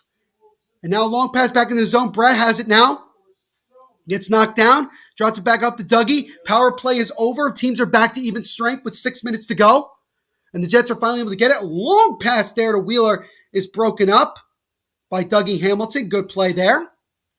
Now the Devils are back in the zone. Jack Hughes over to Subban. Back to Hughes. And Hughes fell down. And we get a stop here. What do we have? What is going on? Dougie Hamilton is skating to the sin bin. Why? What the hell just happened? For whatever reason, Dougie Hamilton is going to the box. So the Jets are going to the power play with 5:47 to go and still up 7-4. So that pretty much is like whatever. Martin asked me, did you have a pregame prediction? I don't believe I did, actually. I don't believe I did. I was talking so much and talking with you guys as well that I actually didn't give a prediction. I'm glad I didn't because I would have gotten it completely wrong because it's 7-4, but it's crazy. Josh Levy saying 1,000 subs coming in hot because Neil is the man. Thank you, Josh. Appreciate it, my friend. Thank you for doing this. We did get confirmation from Isha. It is Chetnin. He did one with Isha a couple weeks ago. He does the Nashville Predators podcast, so that'll be a lot of fun. Devils aren't so hot, though. No, they are not. They are crumbling. Danelle, Devils are a joke. Part of me wants to say no and defend that and not defend that, but there's a part of me that's like, there's some substance to it. Sens are more of a joke. Isha definitely, making his point heard. He's definitely making his point heard. Isha asked me, what was my pregame prediction? If I had a pregame prediction, I probably would have said like Devils win 4-2, which is still like 6 goals, but still, I would have not predicted 7-4. Andrew saying Vancouver and Montreal is way more of a joke. Oh boy, we're gonna get some. Now this is a great comment. I love this one. I swear the Devils hit the post like 3 times a game. Yes, and this is what drives me up the effing wall. That the amount of times per game that the Devils just hit the post and don't score, it gets to a point where it was like last year, where we had so many chances but couldn't convert, and everybody's talking about it's bad luck this, bad luck that. When does the bad luck stop? When does the bullshit stop? When do we stop having things go against us and we start winning games that in order for us to be competitive? This was a game that you had to have a response, and you went down 3-0. You come back to take a 4-3 lead, as Yanni Quokany comes in and gets his stick lifted on a short-handed breakaway, and they call goddamn nothing. This is getting worse. Now I'm getting really pissed because I'm just getting frustrated beyond belief. And people have seen me get really excited on here. Now you're seeing me get really pissed off. I think my whole post-game show is going to be ranting for 10 minutes. Because, again, 4-3, you come back, and now you've given up 4 unanswered goals. You're down 7-4, did you just give up another goal? No. Kyle Connor's shot went wide of the net. So get a stoppage of play. Minute 16 to go on the power play. 5:03 to go in this game. Why did Dougie Hamilton get a penalty? He got hit from behind against the boards in front of his own damn bench, and they called Dougie for a penalty? And then Yanni Quokany on a short-handed play gets his stick lifted, which should be a damn penalty shot, or at least a penalty, and neither one is called. But this is what happens when you're not a good team. You don't get these calls. You never get these calls. And this is what you're seeing. This is exactly what you're seeing, ladies and gentlemen. Jacob saying Jack Eichel is on the ice in rehab. Yes, I did see that. Good for him. Would like to see him be healthy for the Olympics if the NHL players play. And obviously, he's going to be a big help for Vegas. It'll be interesting to see what they do with the cap when they get to that point. Caleb saying Hamilton get in the box. Don't again know why was he in the box? Why is he in there? But whatever. Isha saying, when does the bullshit stop? What a quote. Love it. Hashtag Italian hands. Thank you, Isha. I appreciate that everybody We should put that on a shirt. How about that? Let's put that on a THPN shirt. When does the bullshit stop? And then just put my name next to it. SodaPot saying, pour another glass, buddy. Sorry to fire you up. Yeah, I might need another glass. I don't know at this point. I'm so damn fed up with this. And I'm going to explain a lot of things to you people when this game is over, because I want you guys to understand from a Devils fan perspective why the last several years have been the same goddamn thing watching these type of games. Then else saying, Devils are supposed to be a good third period team. It gives up a goal in the third period. Yeah, it's awesome. We're getting beat at our own game, which just makes it worse. Two-handed slash of Dougie. Okay, so can we get a boarding call against whoever did that to Dougie when he was there? Is a shot there by the Jets. Goes in, and it's now 8-4. Whoopie-doo! As it's Stanley, number 64 on the Jets scoring. Make that now 5 unanswered goals, and it's now 8-4. So we're still going to get blown out. Holy shit! Jesus! I can't even pretend to not be pissed off. As Blackwood was just screened in front, which the Devils never do. We never have a man in front. But whatever. This is incredible, Neil. Yeah, I mean, I appreciate you guys liking when I get mad. But it sucks, okay? I understand that you guys like the rants. Look, you guys go and hang. You guys go, a lot of you guys know who Steve Dangle is. You guys go to his channel. Why do you go to his channel? Oh, because you want to see him rant. By the way, that goal by Stanley, that was his first fucking goal of the year. Only the Devils would do that. Only the Devils would do that bullshit. Jesus Christ, I'm so pissed off. And Christina, yeah, everybody give Christina credit because she called it. She said, I'm back, and what did I say? No, you were right, Christina. You're right, Christina. I knew in the back of my mind you were right. But, it just sucks that it just keeps happening. Danelle saying, I totally agree that should have been a penalty shot for the Devils. Yeah, but it's not going to be. Literally called it. Yep. None of the sport, NFL, NHL, NBA, NFL MVP, when a team is bad, they never get the calls, believe that. Yeah, I'm a Raiders fan. I know damn well we don't get calls. Okay? I know that. It sucks. He's just saying, when does the bullshit stop? I'll send you a shirt. Thank you, Isha. I appreciate it. Devils need to pay up for goal scoring as the league is starting to look like a team. Okay, the hope was that getting a guy like Tatar, and look, Tatar has been really good of late, so I'm not going to bash him. But the thing is that we have so much talent on this team. And you can clearly see the only thing that has not changed is the damn coaching staff and this stupid-ass system that basically is about just being conservative, dump and chase, pass the puck way more than we should shoot. We are too damn talented. And then we let guys like Blackwood and Bernier get burned every game because we get no support. Oh, but we scored 4 goals tonight. Oh, that's great. Yeah, but we also gave up 8 fucking goals. If we scored 4 goals last night, we still would have lost to Minnesota. Yes, goal, 8-4. Pissed off Neil is amazing. This is incredible. Yeah, I know. People love it when I get this pissed off. Christina's saying this team sucks more than the Sabres. Honestly, at times, I could agree with that. Tonight, we suck worse than the Sabres. And the Sabres are not even trying. In the Wild game Neil and I did, the Devils hit the post 5 times. 5 times. 5. And we hit the post in overtime. We should have won the game in overtime, and we end up losing in the shootout. This is my perspective. I like the Devils, Giants, and Mets. I like the Devils and Giants. I'm a Yankee fan. So you and I, Christina, we share the bullshit. Andrew saying 2-0 Seattle. That's great. Good for them.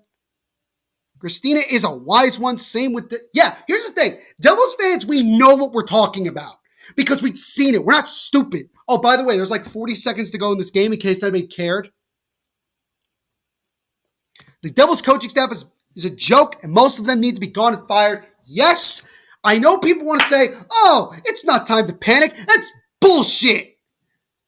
When do we panic? When is it When are Devils fans allowed to once again go, here we go again, we are not good enough, and now a breakaway opportunity for the Jets. 17 comes in, and he hits the post. You deserve that shit. You're not getting 9 goals. I'm glad that the hockey gods decide to even it out when it's 8-4. As now Nico tried to dangle between two defenders, gets knocked down, and that is all she wrote as the Devils get the absolute shit kicked out of them by the Winnipeg Jets by the score of 8-4. Christina saying, sadness, but I have the Mets. Well, we may not have baseball this year because of a stupid lockout, so nobody's happy. Elbow cough. There you go. Yep. That was a piece of cake. They're not fit to play hockey. The way they're playing like this, no way. And our next game is the makeup game against the Senators. Do you think I have any confidence we're going to beat the Senators? No. The Edmonton Oilers have a goal. Good for them. It's 2-1 Kraken over the Oilers. Wow, they're actually winning that game. It's surprising. Christina's saying, I'm going to leave this team. It's just horrible. Please don't leave the Devils. We need fans. We need fans, Christina. I understand. Pattern, yep. I mean, they scored 4 goals. Not bad. No, you should no. Don't do this to me. Do not. Oh, he scored 4 goals. It doesn't matter. It doesn't matter. Let me remove this crap. Devils down big. Come back. Give up 4 more goals. That's awesome. This at home, bro. I don't know. How's that $8 million kid doing? Helping to win games, bro. What the fuck is he supposed to do when he scores a goal? What else can he do? He can't score like 8 goals a game. It happened the last 3 times. Yeah, I know, Christina. I know. I've been watching. Okay. I have to take my glasses for this. Holy shit. All right. So welcome, ladies and gentlemen, to the Watchalong postgame show as the Devils just got shit kicked out of them by the Winnipeg Jets by the score of 8-4. And Isha, I'm just going to say this up front. If DraftKings has a problem with like me getting this mad and everything, I'm just going to say up front I apologize in a way, but I also don't. Because here's the thing. Ladies and gentlemen. I am a fan. First and foremost, I am a fan. Okay? I'm a broadcaster. I want to become a sports broadcaster. I'm building my career. I'm very proud of it. I'm very proud of this podcast that I do and everything like that. But I'm a fan first and foremost. Okay? And I've watched this team for so long. When the Devils lost in the Cup final in 2012, okay? 2012. I didn't think that the next 10 years would be like this. But this type of shit that you just watched with me, and if you didn't watch it, like, I'm glad you didn't. Okay? I'm glad you didn't. Okay? Unless you're just a regular hockey fan, you want to see 12 goals, be my guest. Watch the highlights. This team has had so many situations where the coaching staff is crap. We don't have players that are scoring goals like they should, and we're a mess. And finally, you feel like that we're in the right direction. And we have back-to-back games where we have given up a total of 13 fucking goals. We have been outscored 13-6. 13-6. And what was our biggest problem the last several years? Defense. Where the hell was it the last 2 games? Where the hell was it? We're just letting people walk all over us. We're not even putting up a fight. Now you want to say to me, oh, but Neil, look what they were down 3-0 in the first period and came back to take a 4-3 lead. They lost 8-4. They gave up 5 unanswered goals after that. They just said, oh, we're good. We've scored enough. Now we're just going to play back on defense. We're not good enough to do that shit. We're not good enough. We're not Toronto. We're not Tampa. We're not Minnesota. We're not the Jets even. It's horrible. It's horrible. Christine said in the beginning I thought playoffs. We all did. Because we were one of the most surprising teams in the NHL. We were winning games we weren't supposed to. We were down by 2 goals against Tampa. In Tampa, came back and won 5-3. We've shown promise. I guess we hope on the Giants. Dude, if Mike Glennon wins this week against the Dolphins, I don't even know. I would. He's just saying, Neil, I honestly hope you sleep well. This has been amazing. No, I'm not going to sleep well, but thank you for saying that. My poor father is in the other room, right? My poor father's in the other room. The second that I turn this off, I'm going to go rant to him. I'm pissed. And if he and honestly, he feels the same way. And he's tired of it. We're all tired of it.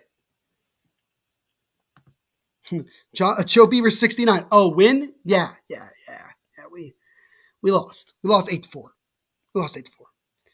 This is how I feel when I watch local football. The Jets and Giants, the football team here in the tri-state area has been bad for years. Yeah, pretty much. Sports in New York, for the most part, has been bad for a long time.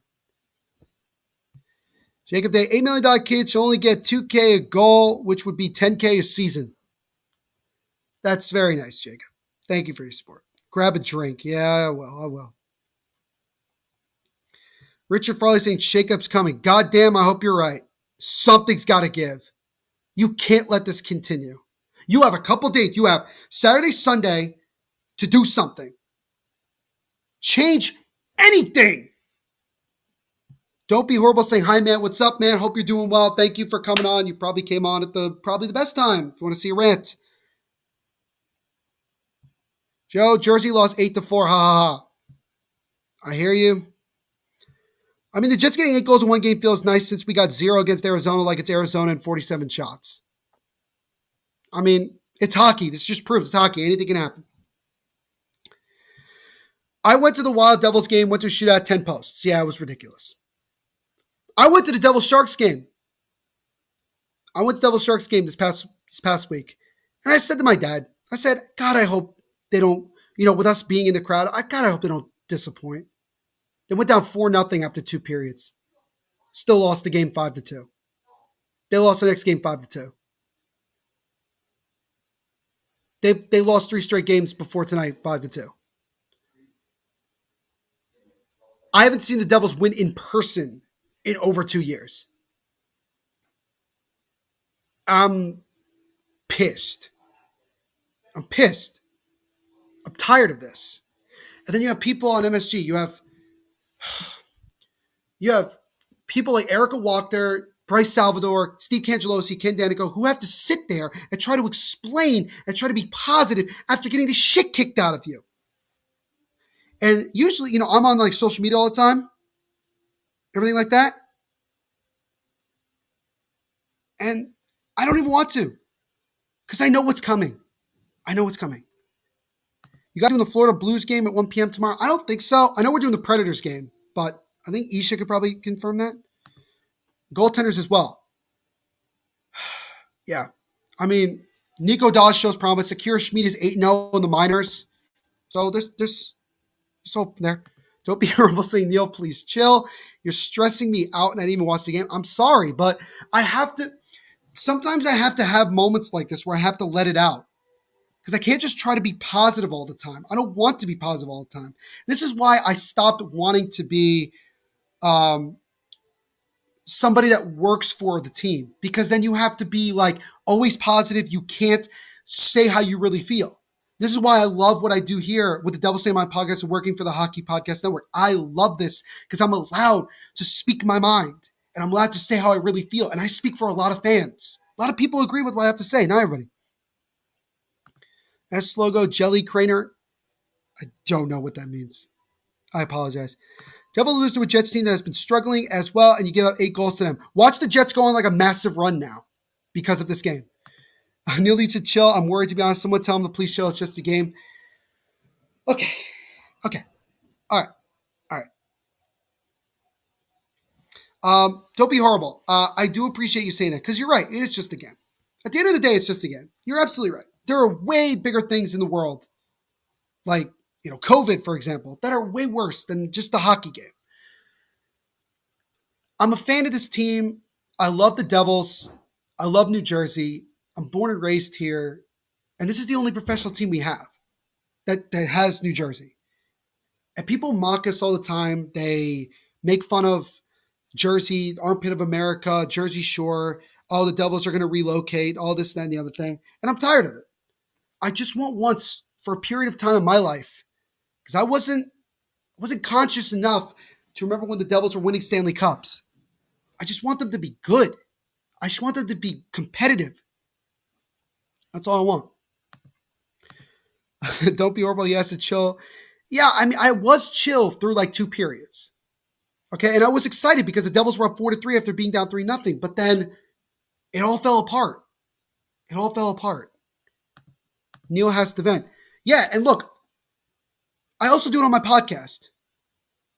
Most likely, what I'm saying now is going to be the same thing you're going to hear on the podcast. And make sure you subscribe to it, by the way. Devil's State of Mind podcast, which covers all things Devils. New episodes every Monday and Thursday. So I'm going to probably say the same thing. Jacob saying 3-1 Vegas. Let's go, boys. YT. Okay. What else? Subscribe to the channel. Drop a like for Neil. Watchalongs every day of the week. Yeah, man. Thank you for everybody who's subscribed. Please leave a like, just for me, man, just to make me feel a little bit better. That would be help. It'd be a lot of help. 4-1 Vegas. Levi saying I'm pissed too. Join the party, my friend. I'm telling you, we are winning because it's my birthday. Well, things have been going well for you tonight, Jacob. So I'm happy that teams are winning for your birthday. That's why Devils is in the deep water again and in the bottom of the standings. We're not in the bottom of the standings, but we're getting close. We're starting to drop off, Andrew. Danelle saying, Anil, let it out, man. I know. Who is Vegas playing with? Levi saying Arizona. And then Joe Beaver 69. Oh, F you. All right. I don't know what to say about that. I don't know what to say. Yep. Again, happy birthday, Jacob. Thank you so much for the support tonight. Appreciate it. Donnell saying, as you know, I'm from New York. I respect local hockey here in the Tri-State area, but I never hate how New Jersey is. We're saying thanks. Yeah, no problem.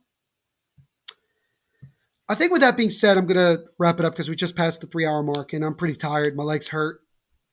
I got a really fun weekend coming up. I'm getting my Christmas tree. I'm spending time with family. I'm looking forward to that. I'm obviously going to watch the watchalongs when I can for the rest of the weekend. New episode for Devil's State of Mind will be out by Monday. Again, it'll probably be a rant because I'm just pissed. But again, thank you to everybody who has jumped on here this evening to watch the Devils get the crap kicked out of them 8-4 by the Winnipeg Jets. I really do appreciate everybody supporting and everything. It means the world to me. I never knew that back in the day when the Devils won the Cup in 95, there was maybe going to move to Nashville. Yeah, and then they ended up giving an expansion team, Nashville Predators. Jacob saying, low-key, I want to do this. You should, man. Dude, watch-alongs are so much fun. Oilers 1-0 Kraken. Okay, there we go. Another update. But again, guys, thank you so much for taking some time out of your day to be here. Interesting. Just ruined your night tonight, but not on here. No, it's all good, man. Don't worry about it. Levi saying Oilers tied it 1-2. Joe, it's 2-1. My man Rich Farley saying, good night, hockey people. Good night, Rich. Thank you so much for coming on, man. We appreciate it. But yeah, guys, thank you so much for hanging out with me tonight. I appreciate it. It means the world to me. You can follow me on Twitter at Devil State, on Instagram at Devil State of Mind. Like us on Facebook as well. New episodes come out every Monday and Thursday. Just search Devil State of Mind and you'll find it. You can follow me on my personal Twitter at THENVPSHOW and my personal Instagram at NVPQB11. He's just saying thanks for joining, everyone.